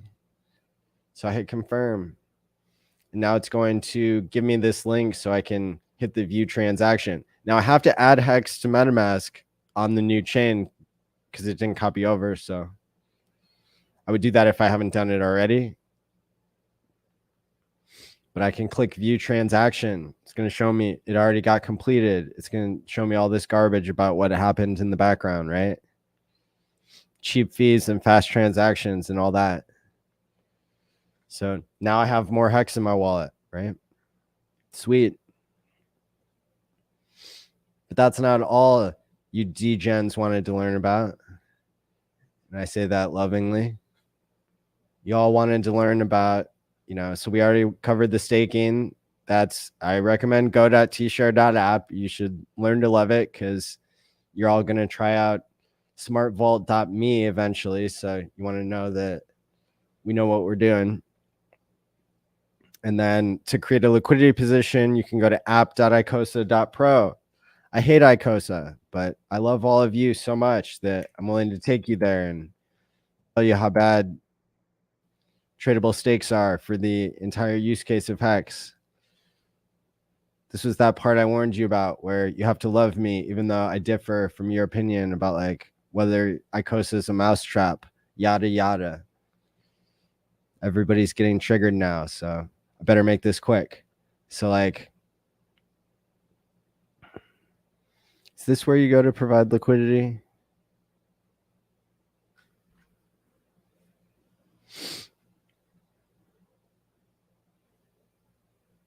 Is there a different place I go to provide liquidity, people? Can't remember.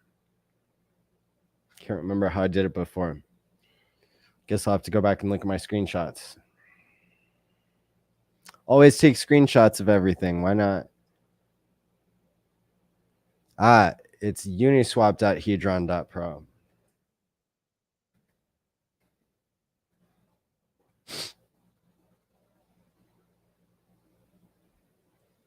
So normally it would take you to the swap here, but we want to go to the pool.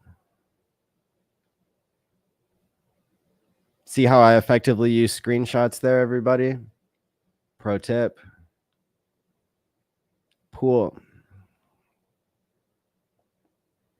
You can see I had opened a position and then closed it. I'm going to take you through my reasoning. I'm going to try to make sense of this for you.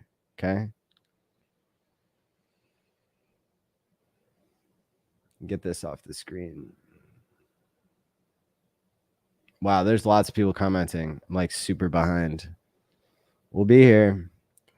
So I'm going to hit create it. I'm going to look around. I'm going to look around on the menu and see like, what are my choices? I guess I can get rid of this Game Theory Gang logo for now. What are my choices, right? I can add a new position, or I can go to the charts, or go to the pool, or go to swap, or I can go to more. I can create a pool. I can migrate V2 liquidity. Okay, that all sounds interesting. I want to do V3 liquidity because it's like setting a limit order that you have to keep an eye on, which it's because I want to turn ETHW into HEX, and I don't want a bunch of ETHW. I mean, maybe you do, but I'm going to show you how to get more HEX.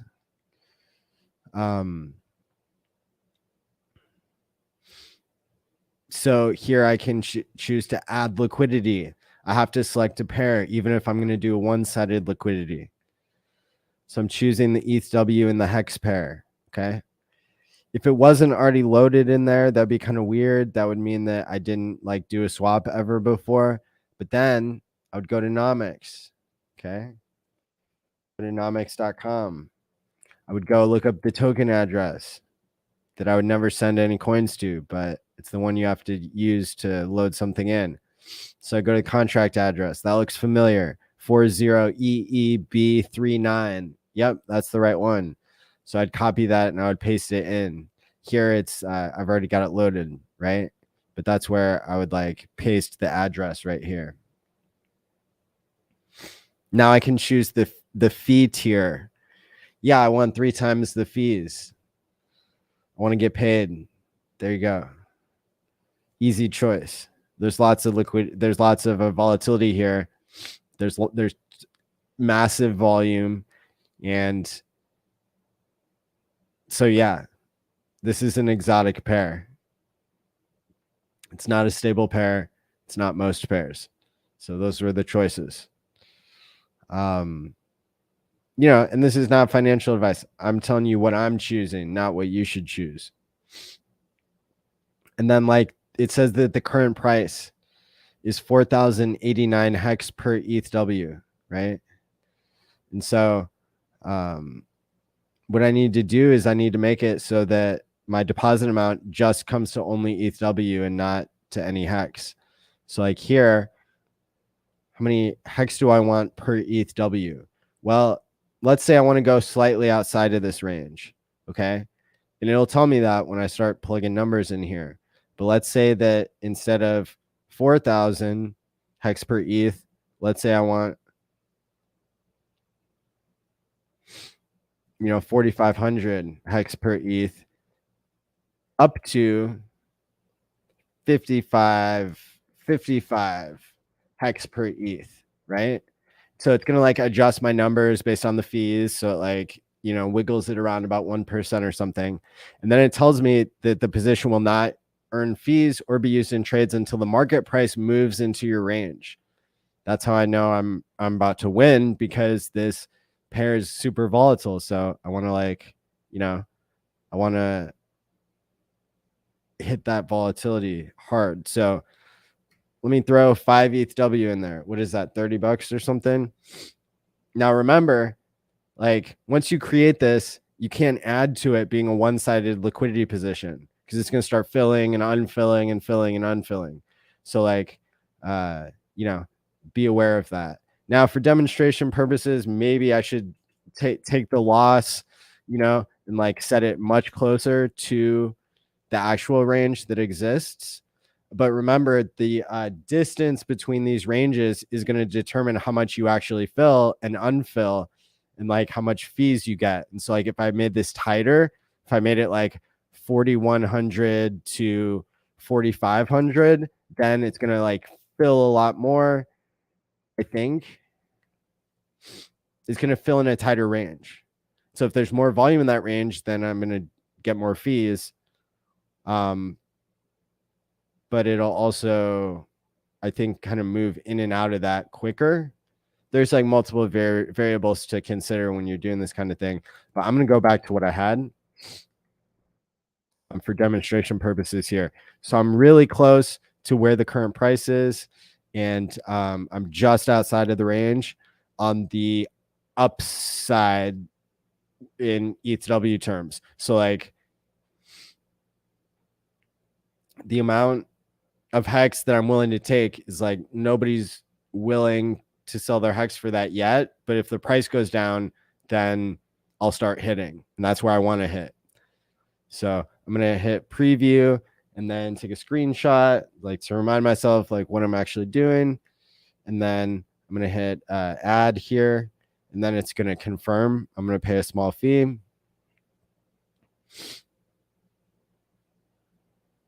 then it's going to give me a special NFT to show my like position. See, this is broken. It takes me to Etherscan instead of taking me to OK link. So tisk. Just kidding.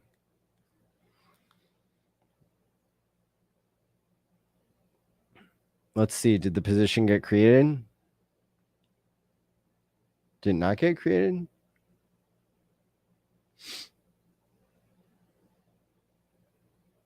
We don't know because it didn't take us to the right page. So if I go to my MetaMask, I might be able to see if the transaction is still coming along. This worked yesterday flawlessly. Okay, so it did get created. Maybe it's just not showing me right away what happened. There we go. It was added. Now I can see it. I can see that it's out of range. I can click on it. I can see my beautiful NFT spinning around here. Oh, look at how beautiful it is. And then yesterday, I mean, it was like immediate. It moved into my range. And then, you know, that's when the party started. We're getting close. You know, if somebody wants to crash the price here for a second, then, you know, you can start filling my bags. Otherwise, I'm going to get back to answering questions. We're going to keep an eye on this, and you'll see it'll start filling. This right here is going to go from like 0%, then it'll go to like 5% filled, and you'll be able to see the ETHW leaving my wallet and HEX appearing in my wallet on ETHW. And that's what one-sided liquidity is, my friends. So all of you who are somewhat confused, like I was, about what one-sided liquidity means with Pulse X, like unless you're talking about a different side, a different kind of providing liquidity than this, which I am unaware of, this is how it works. And so if you put Pulse X on one side of something, your Pulse X will disappear and get filled by the other thing. And then you'll get fees. And the fees will start showing up here too. And, you know, you'll get those mad gains in fees. Yesterday, it was just like pouring in. So like I said, somebody go start dumping your bags now, you know? Get back to the chat here.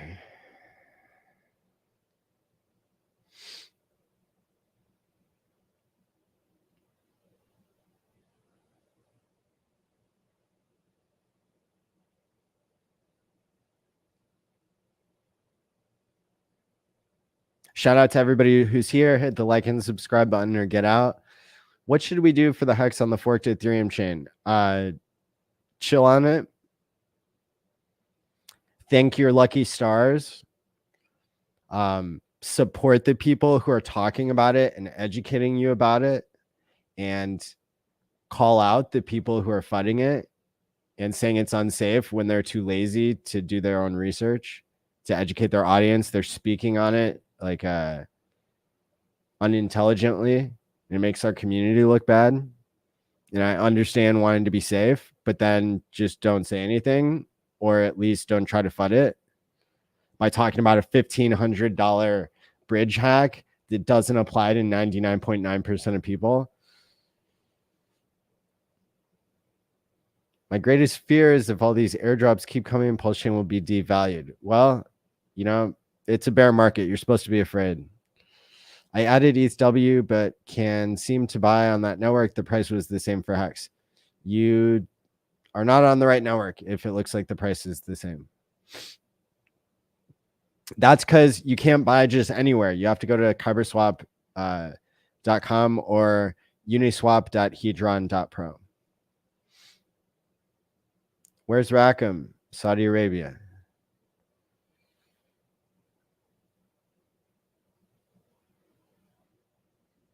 Has HEX staking go.hex been built? No.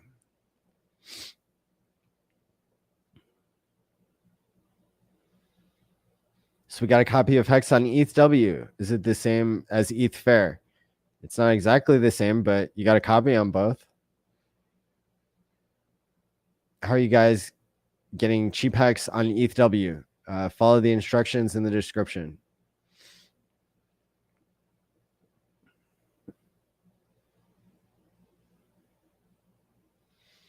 I'm only seeing HEX for 0.03 cents. Then you're not on the right network. Sup, fam? Sup, Donnell?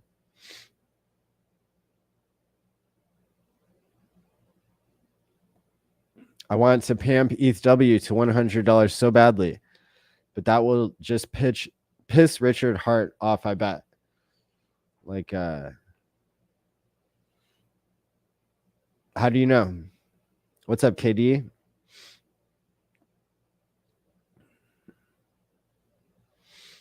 I do not.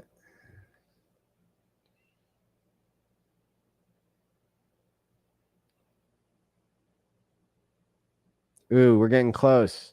We're getting close to filling in our range, aren't we?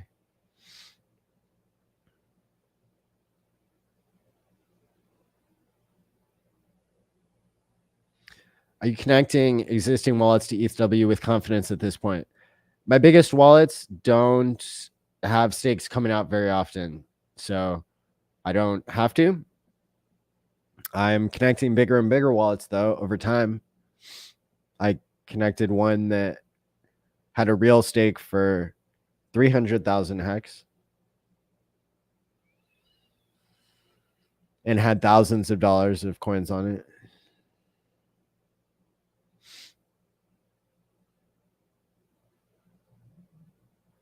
Does ETHW have a swapping site? Yes, it's in the description below. KyberSwap with a K or uniswap.hedron.pro. Good night, bullish.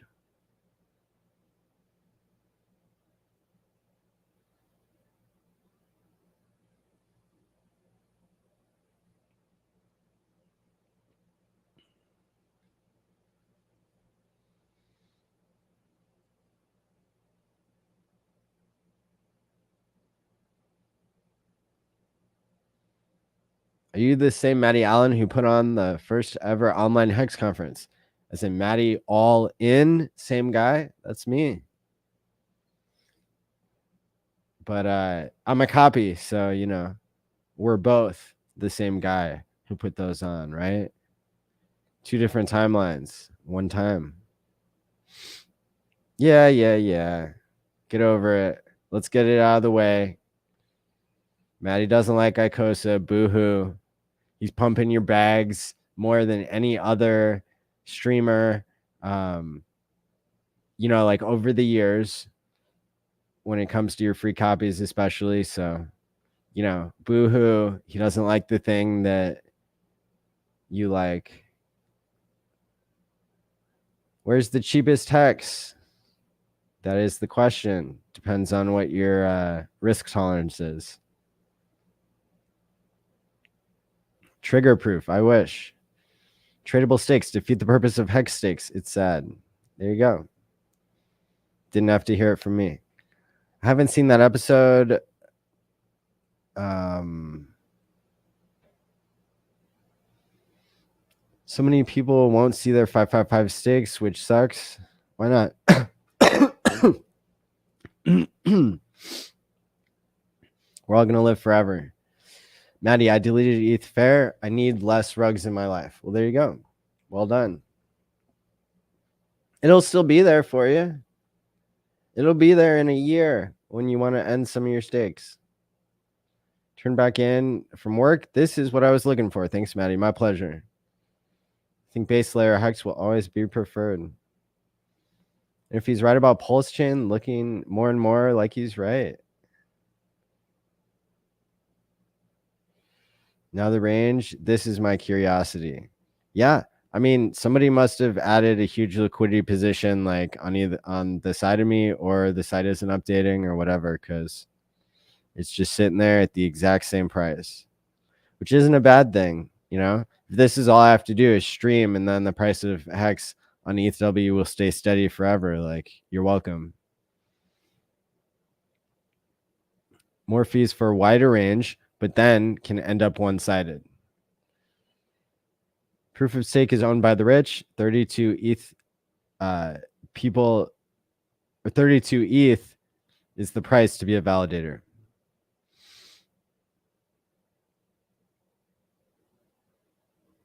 Yeah, Justin's son's attempt at an ETH fork. Yeah, that's ETH Fair. There's Bullish and Jimrat Crypto, or they're really excited about it because they made so much money off of ETHW being early on that. Now they're gonna keep being early on stuff until they get hacked, I guess. You can copy the address that Etherscan pulled up in OKLink. Oh, can I? You want me? Yeah, it's just oklink.com.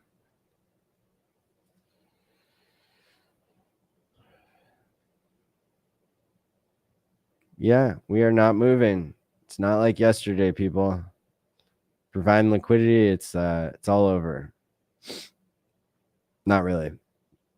ETH POW is true miner decentralization. It still has value in and of itself, not being, even if it's not being adopted the most or expensive. There you go. I learn every day from the community. I'm not down with that. Deleted it. Yeah. I think a lot of people are going to question ETH more than ETHW, as you should. Picking up mining now is a cyberpunk again. There you go. Is HEXW on the ETHW network? We're calling it ETHW, or we're calling it HEXW, but if something is named literally HEXW, that could be a scam.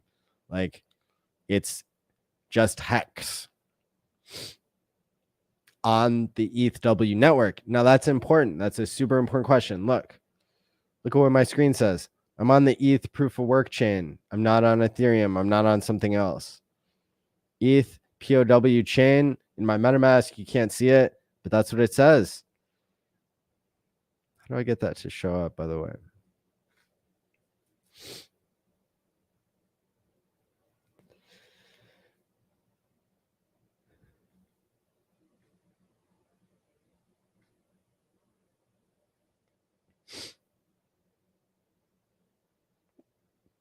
See in MetaMask, it tells me what network I'm on. See that? Okay. So that's the network, and then it's just hex. Just hex.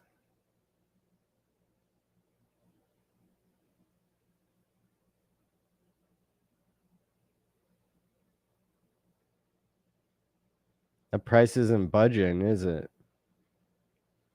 Not very exciting for the liquidity providing yet. Thanks, Maddie, for the knowledge. I guess I'm not supposed to say this. I think anyone even thinking about selling anything is absolutely out of their ever-loving minds, says Bitfinesse. Deleted ETH Fair from MetaMask. Thanks, Maddie and KD. Yep. I mean, I think using it with MetaMask, I just haven't done it, so I can't speak to it. I don't know how safe it is.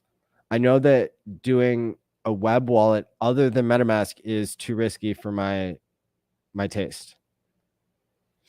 And I don't like Justin Sun. He ruined DLive. That's where Hexologists created a following for so long. We had lemon fights. That's where like all the fun went down, and then he ruined it. He bought it and he didn't give people their coins back that they were promised and like all this stuff. It was like terrible. Pulse Chain already had loyalists sacrifice billions. It won't be devalued. Trust that. Maddie, you're delivering awesomeness in large amounts. Hey, thanks, Robert Brooker. While sick. Yeah, I'm sick, guys. Like, thanks for sticking with me. Can't wait to see the bleeding stakes on ETHW. That is right, my friend. Rick in 305. Like, you better believe it. That's going to start here in 2 weeks, and it's going to accelerate, for the rest of the time.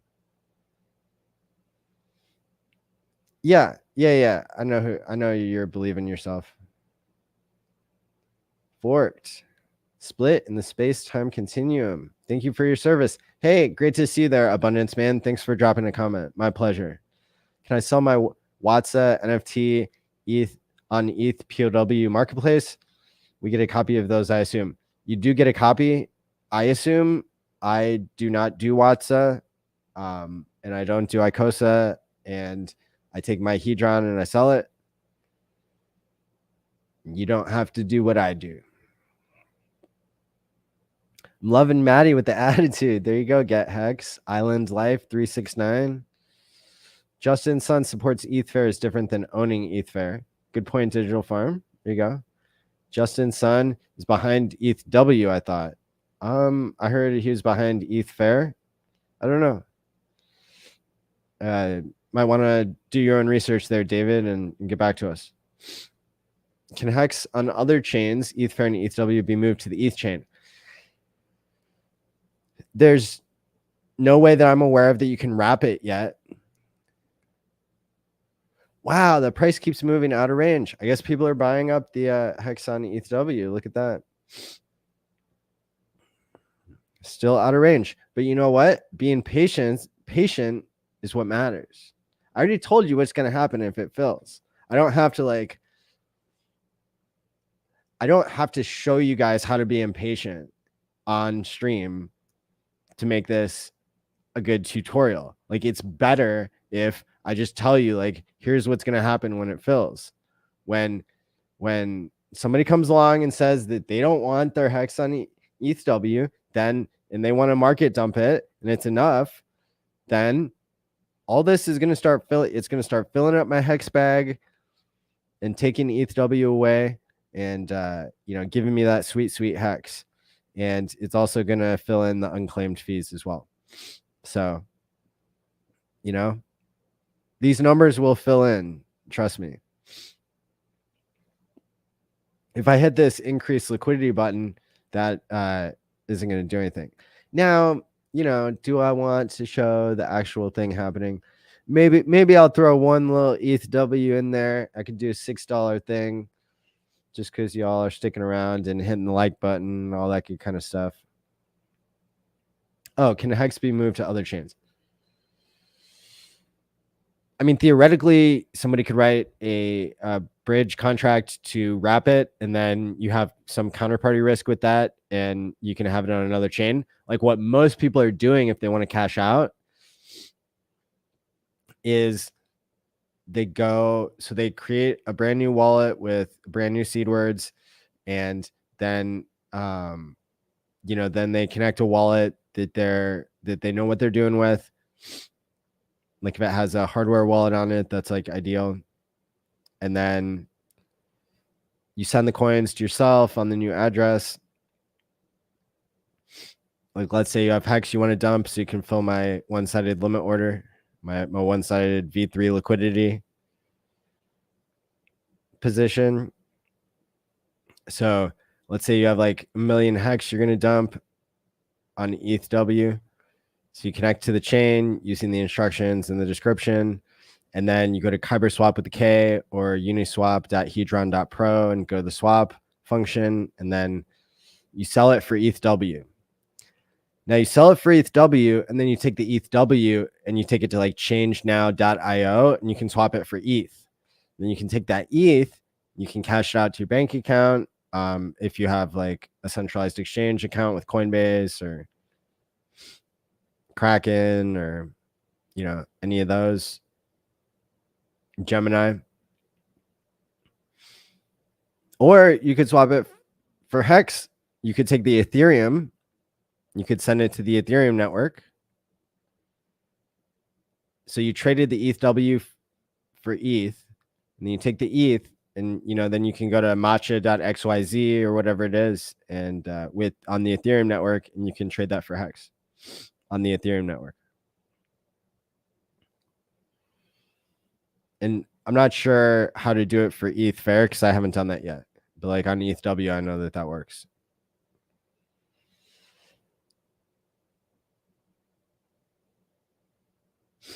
Not participating out of spite, says the Mango Junkie. Happy with EPLW.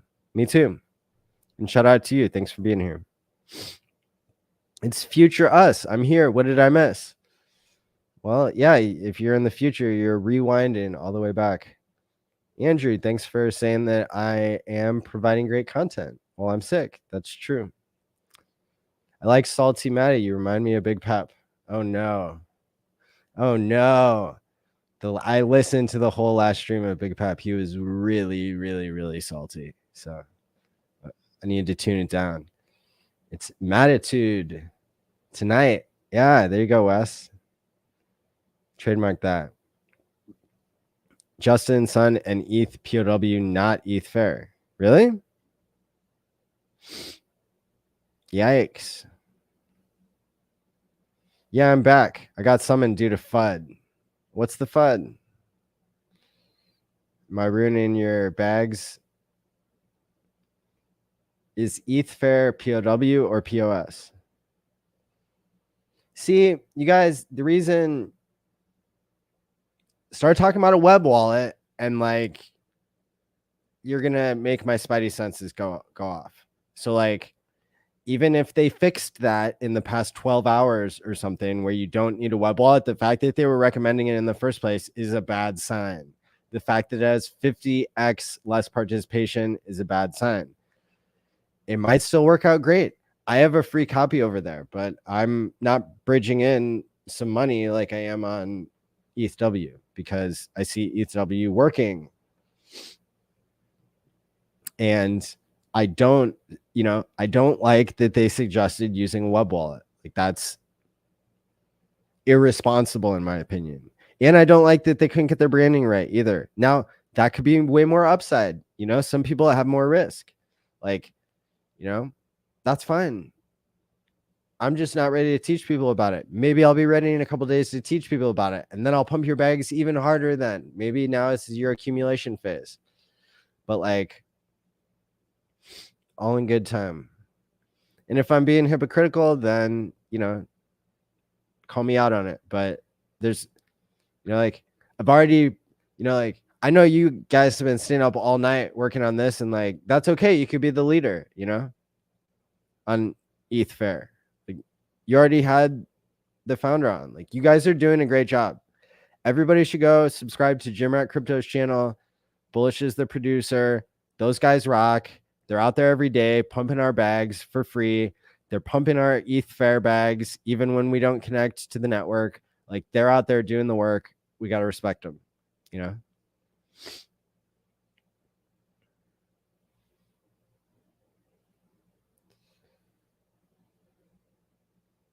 Proof of Sun. There you go, Bruce. ETHW for the win. Poloniex owned by Justin Sun. Did you and Wales only ever make up? He reminded me of Eric Cartman with his integrity rant against you. Respect my authority.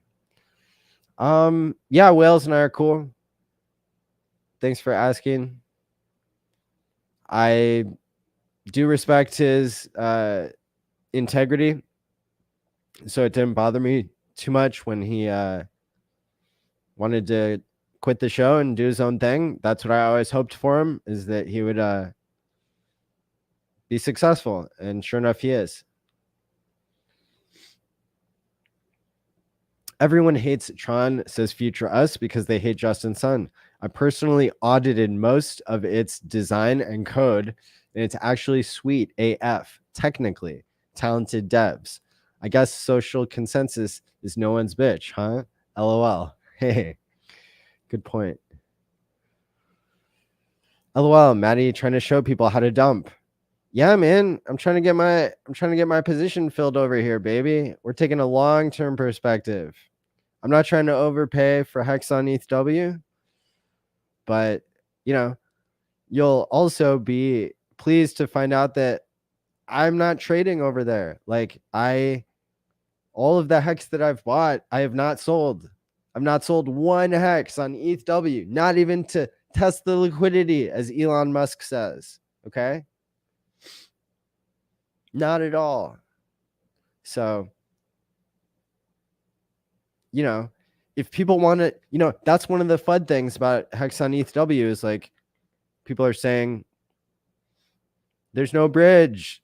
The value isn't real. Blah, blah, blah. Wah, wah, wah. Like crying like little babies. And they don't even know. ETHW is the bridge, like the token. You can trade it on centralized exchanges and change now.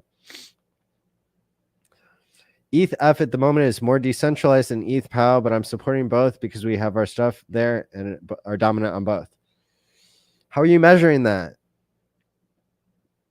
Because, like, in my opinion, 25,000 people in the Telegram is more decentralized than 500 people or whatever it's up to now.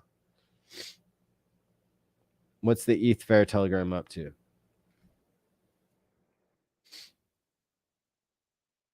HEX on ETHW has doubled its membership to 226. That's the one Tangent sent up yesterday. Ethereum Fair only has 633 members. Ethereum Proof of Work, 24,000 still. That hasn't gone up very much. No, hasn't. Good jerks over there anyway. Then there's another one with 10,000. English only. Anyway, how are you defining decentralized? There's more people participating in one. That's more decentralized. Be careful with your narratives, man, because otherwise it just looks like you're trying to make it sound better than it is. Like, it's already good enough. You know, like, you got a free, like, everybody got a free copy and they don't have to do anything. Like, it's already good enough. You know, you don't have to say it's more decentralized, like, or at least just say why. I've been so busy this year that I didn't even realize that the Quant Gang show wasn't being done anymore until this week. Man, that's a sad day. It's been 27 weeks now since we switched it up to Game Theory Gang. So in that sense, it's still a gang meeting every week, but then that show just ended. So got to catch up here, Latin American crypto. We know your name. ETH F has no hash rate. What's up, Rothko, Future Us? People saying hi to each other in the chat. No hash rate, no miners, no security. Well, maybe that's the FUD. Tron has a reputation for being a rug factory. Future Us agrees with Bristology. Not a place anybody should be hanging. Who you, all the miners and nodes, maybe do you,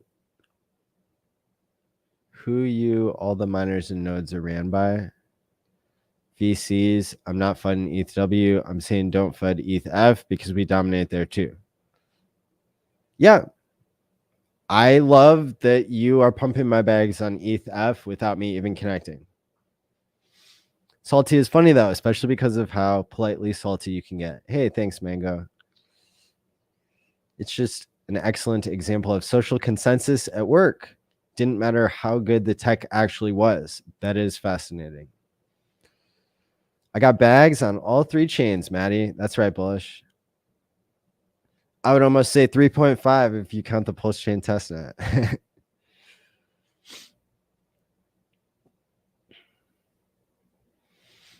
What is wrong with simply using MetaMask in conjunction with a Trezor hardware wallet?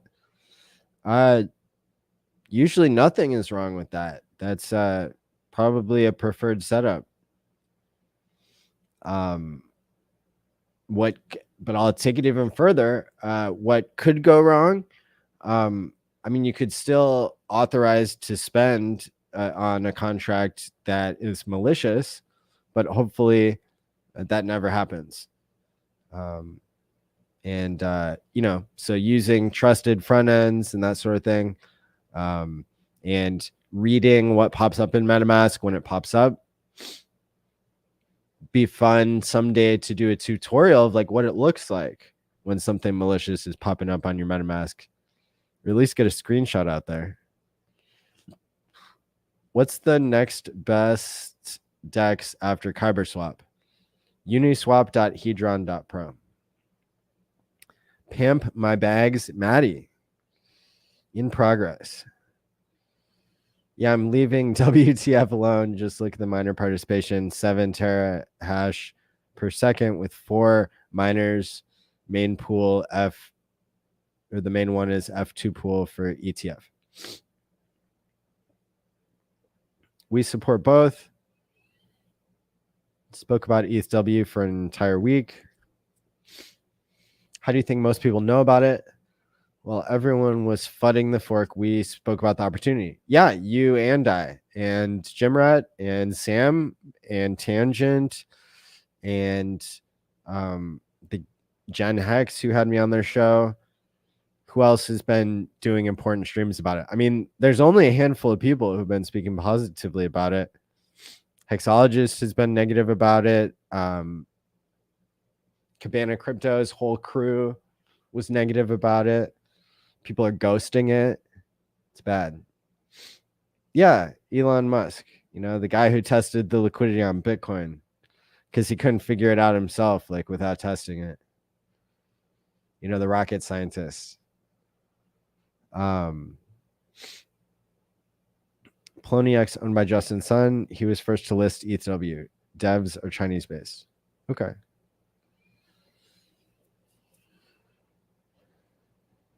Which bridge isn't any bridge? I lost it. I don't know what I said. Yeah, I mean, like the word bridge is thrown around so much. Nobody knows what it means. Does it mean we're wrapping things? Does it mean that we are swapping things? That's a big difference, because when you wrap something, you have to go back and beg for it later for somebody with an admin key who's pretending to be trustless, versus if you swap something and that bridges your value over to a different network, just like we've discussed, you can bridge your value between Ethereum and Bitcoin on Coinbase, but it's not a trustless bridge and it's not DeFi. It's not a DeFi bridge, but it's just, it's a swap in the sense. So I don't like using foreign bridges.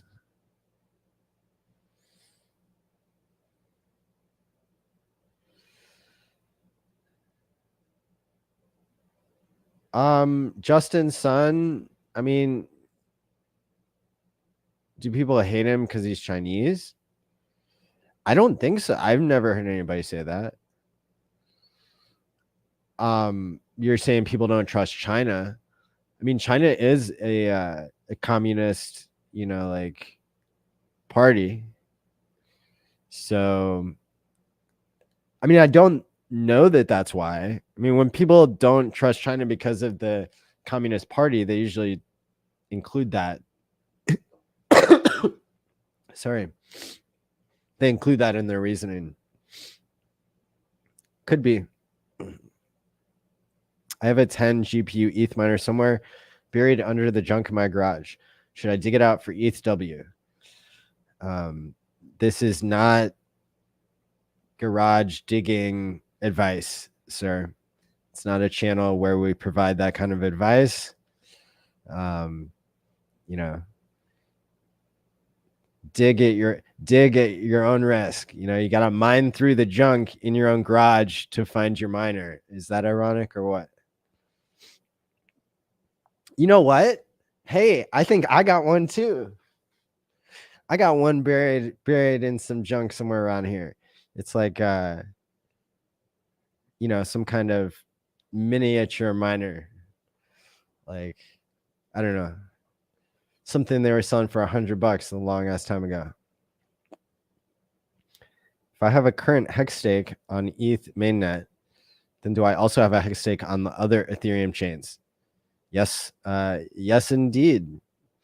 You can use go.tshare.app to access on the ETHW chain once you input the network settings that are in the description below.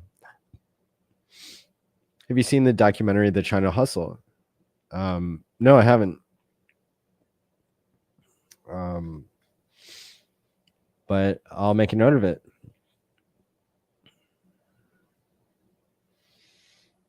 Yeah, nothing fun happening here in this liquidity pool now, is there? So will it let me do a new position? so we can see a little action happening.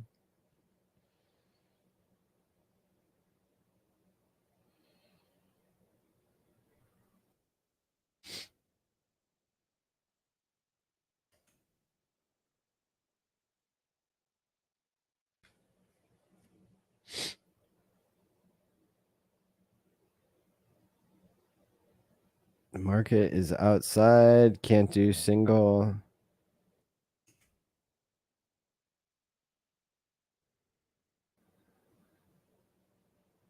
See, this is where I get confused.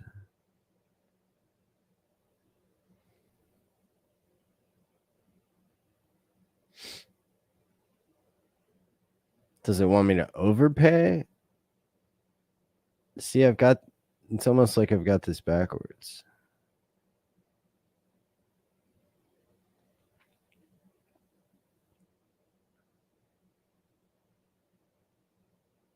It's almost like I've got this backwards.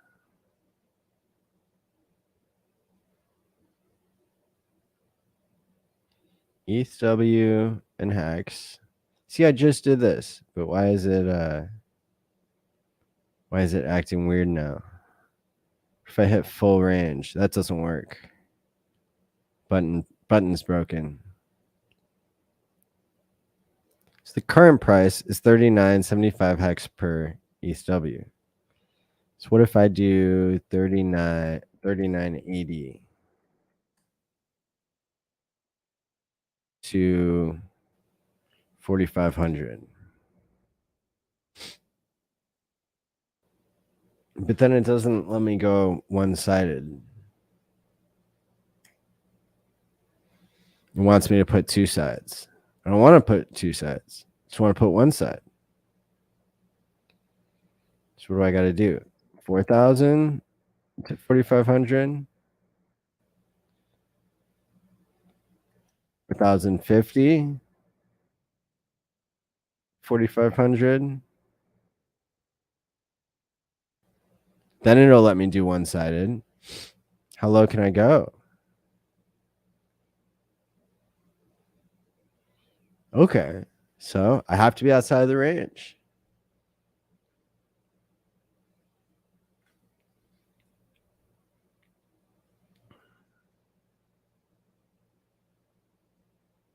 Come on. Come on, liquidity pools. Come on, dexes. I'm trying to do a show over here. You know, like you're ruining the show. Gosh, why won't the blockchain ever cooperate?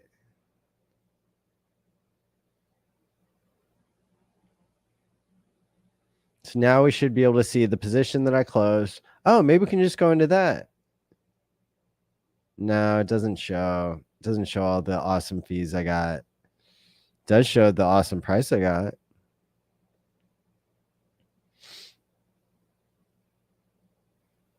So this is the one that's going to hit first. Like I said, you know, somebody go do a trade, dump the price, help us out here. You know, I got $6 on the line. What are you waiting for?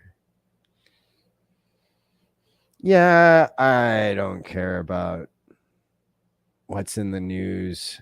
It's all lies anyway. ETHW is going to roll back soon. I hope not. ETHW got like 35, 40 miners, man. So it's not crazy better than ETH. It's a crapshoot for now. Well, that's why Future Us and I are gonna, you know, fire up some giant mining factories over here. Are you even a miner, bro? Is PowSwap legit at all? I don't know. Hex Token has some great tutorials. Well, there you go. Hex Token rocks. IMO ETH was gatekept by VCs and the media. I don't know, man. I don't know. Or they just suck at marketing. That was shocking. You know, like as evidenced by they couldn't even get their description name right in Telegram when I went in there yesterday, and I had to tell them that it shouldn't be called Ethereum Fire. And etherfair.org and ETF, which is the abbreviation for electronically traded fund. And, they have no brand consistency, and that could be bullish in the future. But for now, it is sad. It's not very professional.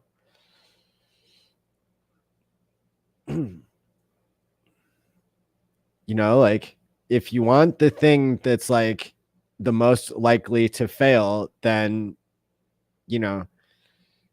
then you and me and future us, we can just make our own fork of Ethereum, and like we'll put like our old broken cell phones as like the miners on that, and then we can then we can have the maximum upside potential, right? When it like flips Bitcoin in the end.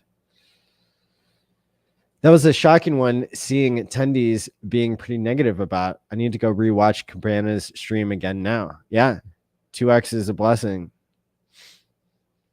Dude, you're coping hard. It hurt me is cringe. I don't know who you're talking to. I found out about ETH days after because another Hexkin mentioned it. That's how we find out about things, isn't it? If Pulse Chain launched tomorrow, none of this would matter. We're just passing time. No one needs to make these arguments over killing time. Guess what? Pulse Chain is not launching tomorrow. So your point is not well taken. I mine Hex every day at 0000 UTC. Well put, Rothko. Good job. Good job supporting the network. The OGs are telling you ETF is crap. If you want to be stubborn and chase shiny things, then you do you. Boo boo.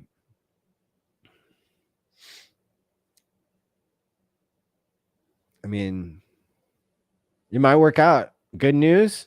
We all got copies of Hex over there, I hear. So don't need to get on it too quick. Like one chain at a time or two at a time. 3, 4, 10, 12, 24, 48. Like that's a lot of chains to keep track of. Maybe someday. I'm just over here counting my TShares. There you go, tea time. DJ Lethal, yo, you sound hella annoyed, Maddie.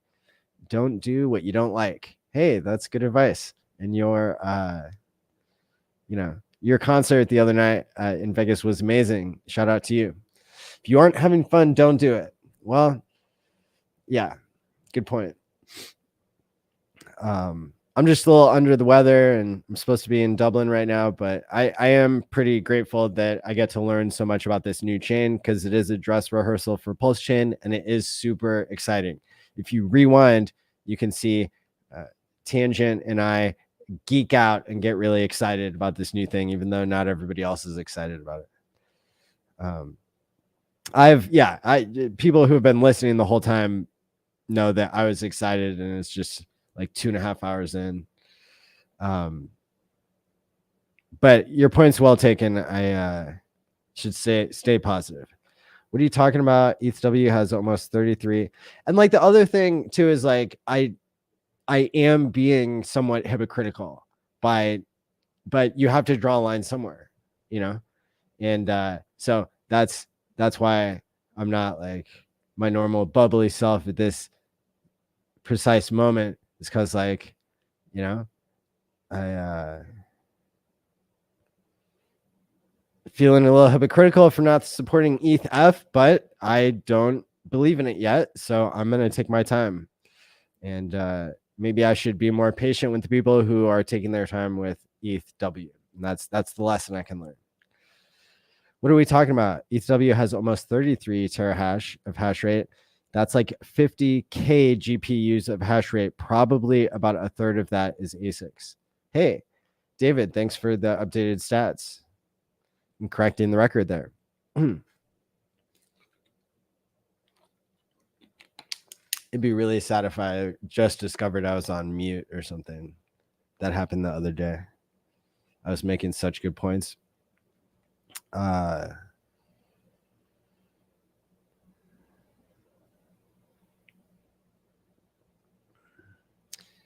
Dan, it's another scam fork. People I wouldn't touch with the 10-foot pole. The guys who created it look clueless on how this ETHW will work, Maddie. Hack incoming. It's tempting. Free stuff comes with Rect.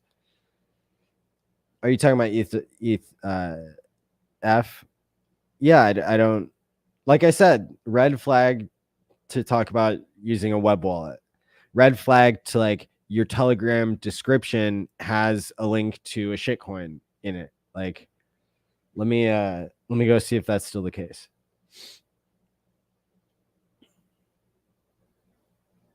Yeah, it links to this t.me/class ZZ official.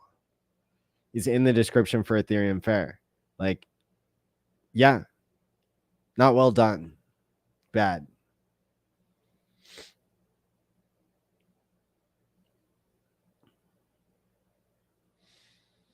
You're right. I mean, I meant that there's 30 or 40 pools mining. Okay.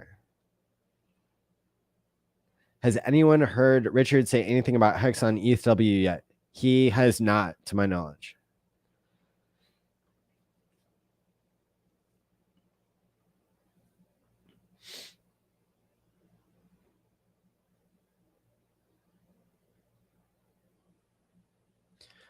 Why is Cabana and Hexologists not liking ETHW? Tell them to sell me their HEX. Latin American crypto, they are not wanting to connect to the network, so they can't sell you their HEX, unfortunately. Thank you for the repeated inclinations to giggle, Maddie. Well, there you go. Somebody's laughing. DAG file determines minimum size of RAM needed to mine on a GPU. Rolling back to DAG is a good thing. We'll get more miners to come over. I get what you're saying, but what does any of that have to do with what I said? I don't know. I'm lost. Future us. Justin exudes a certain PRC culture that is sort of praised at home, success, attitude, but frankly arrogant to us Westerners. And he stole that white paper for Tron.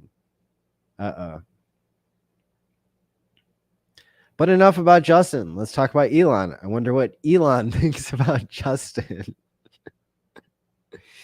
Yeah, and what does Elon think about ETHW? You know, he's testing liquidity on everything else.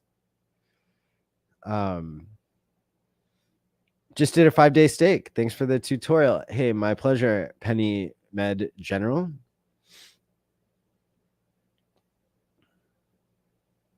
David remembers the stolen Tron white paper FUD in 2018. I'll worry about ETF, says Mango Junkie, when my first stake comes out in May 2024. Well, there you go. Mango Junkie's not worried about it. Why is anybody else worried about it? Future us. Fork it, says Bullish. Well, there you go. We got synergy here. I watched the interview earlier with the ETH dev. Yeah, that was on Jimrat Crypto's channel. From profiling standards, steer clear. But then again, I thought the same about Richard when I first came across. What do you, Rothko at Future Us, what do you as a dev guess being RH's intended or extended delays for PLS? That's the global chat. Well, they didn't name it very well, did they? Why would they name it that?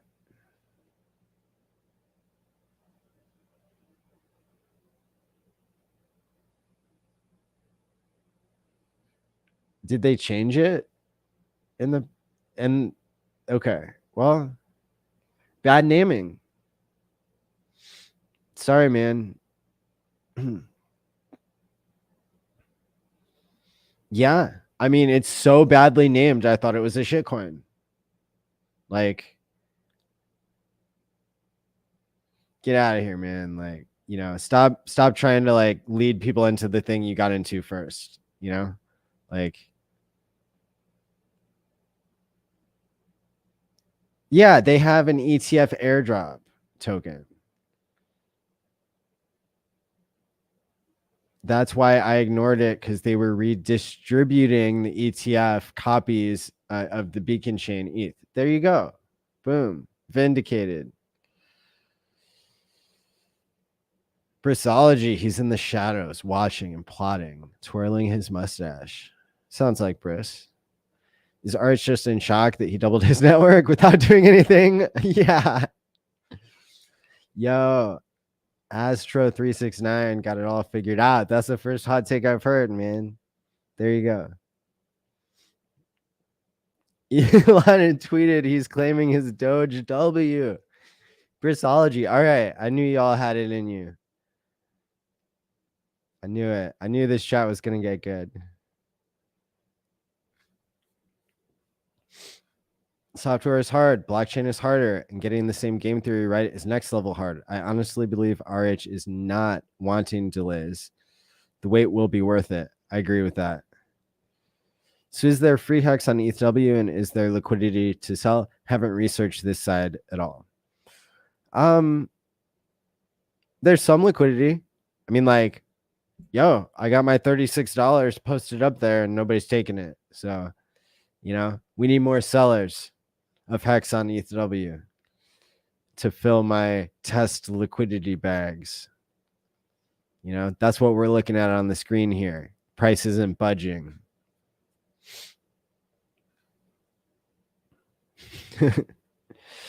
So, I mean, yeah, people are getting thousands of dollars out. I mean, the volume was what, $300,000 worth in the past 24 hours. So like people are pulling hundreds of thousands of dollars out. People are putting hundreds of thousands of dollars in. Willing buyer, willing seller. Go figure.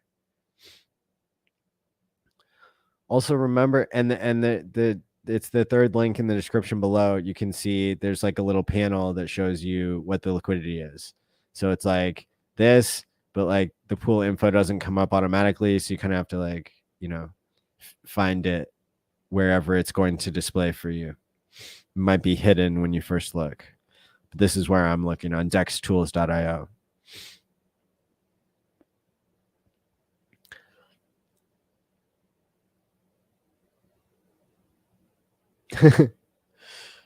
Future us to Rothko. Also remember the ETHW didn't have to do anything to fork. They just changed the chain ID and kept running the same ETH miners they always were before.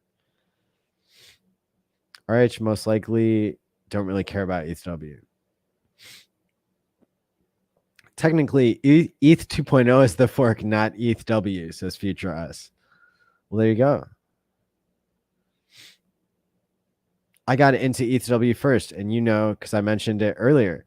Yeah, that's what I'm saying. You know, you all profited from being first.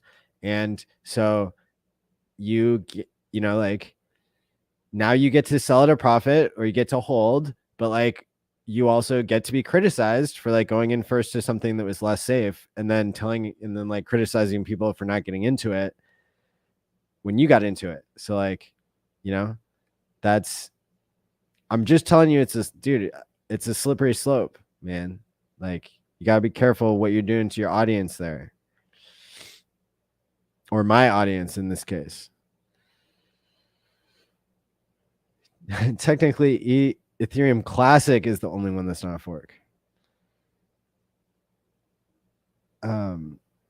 Yeah. Like we all want our bags to pump. We all want HEX to be valuable on all chains. Like, but you know, got different opinions about the safety here. I used to have, okay. That is quite off topic, sir, but we love your participation. A for effort. Hey, Maddie, are you providing liquidity? Is it via Hippo Swap? It's not via Hippo Swap. I'm practicing providing liquidity for the first time. And I'm out of range, man. But here it is. I did a tutorial if you rewind back about 45 minutes. Nick, Green Hex Machine. Tron was one of my first experiences in crypto, and I didn't know anything about crypto and invested because Sun seemed like he was smart and driven. So glad I found Richard Hart. Now I'm not a pleb. I don't want to see cheap Hex anywhere. A quote from The Godfather, Richard Hart, as dictated by Maddie as written by future us. There you go. Stream about ETHW and you bust in blabbing, shilling ETF the whole time. Yep, now I actually understand it more than most. Richard also didn't want to see cheap Bitcoin. That doesn't mean to buy BTC, Diamond, Gold, Black, Cash, etc. Guys, don't spread yourselves too thin. Well, Bristology, you know, on that note, I think that we all have different opinions about where people should be putting their money, and it's totally based on, you know, where we have our money, and that's not an unnormal thing, but we all got to keep our intellectual honesty going here. Seems like no one is comfortable connecting big wallets to ETHW or ETH F at this point. At least that is agreed.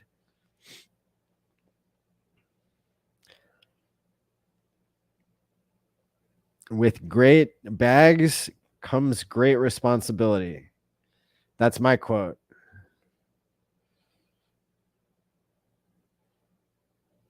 Appreciate you, future us.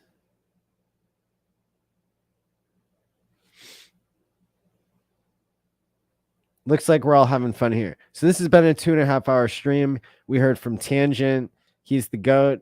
Go follow him on Odyssey. He got his YouTube channel taken away. You know, that should be worth your 10 seconds that it takes to sign up and follow over there. I'm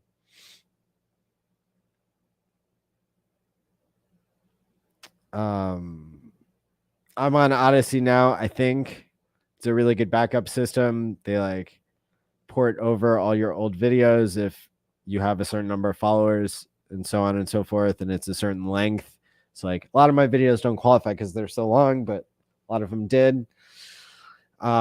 Anyway, special thanks to Tangent for coming on. Special thanks to me for staying up all night to stream with Tangent and then bring you all the answers and tutorials that I could think of. I'm glad we all agree. I'm glad we all disagree. I'm glad we have HEX on multiple chains. You know, this bear market is the most exciting time in HEX history, in my opinion, because there's so much opportunity and so much certain doom. You know, what other epic final thoughts could I really say? So with all that being said, you know, gosh, we're so close to being in range. Please, somebody connect your wallet and sell me your HEX on ETHW, please. By not doing it, you're ruining my tutorial. Yeah, best friends in crypto. What is up? Thank you. Thank you for telling me to feel better. Chain Wars. I'm glad everybody appreciated this stream. I'm glad so many people tuned in.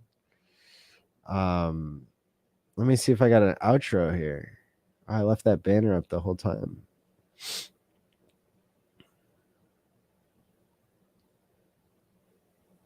See, Bullish and Jim Crypto, they have the best outro because it's like a really catchy tune.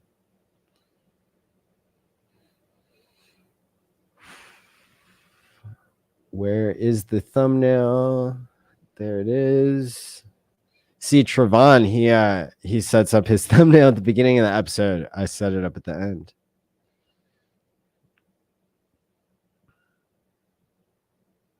You know what? I'm not sure why I need to do this, but let's hear from Roger Ver about how great Pulse Chain is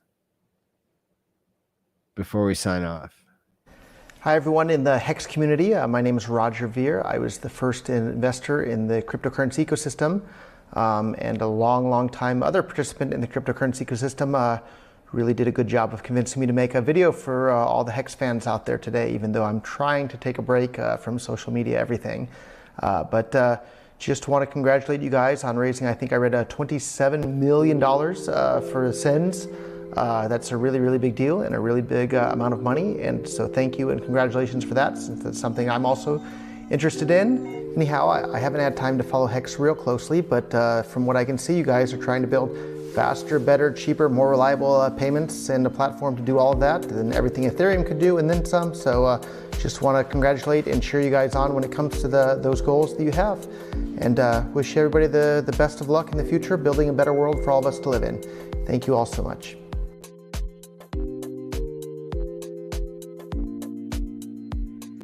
Join t.me/smartvaultme. Stake wisely on all these chains, my friends, and peace out.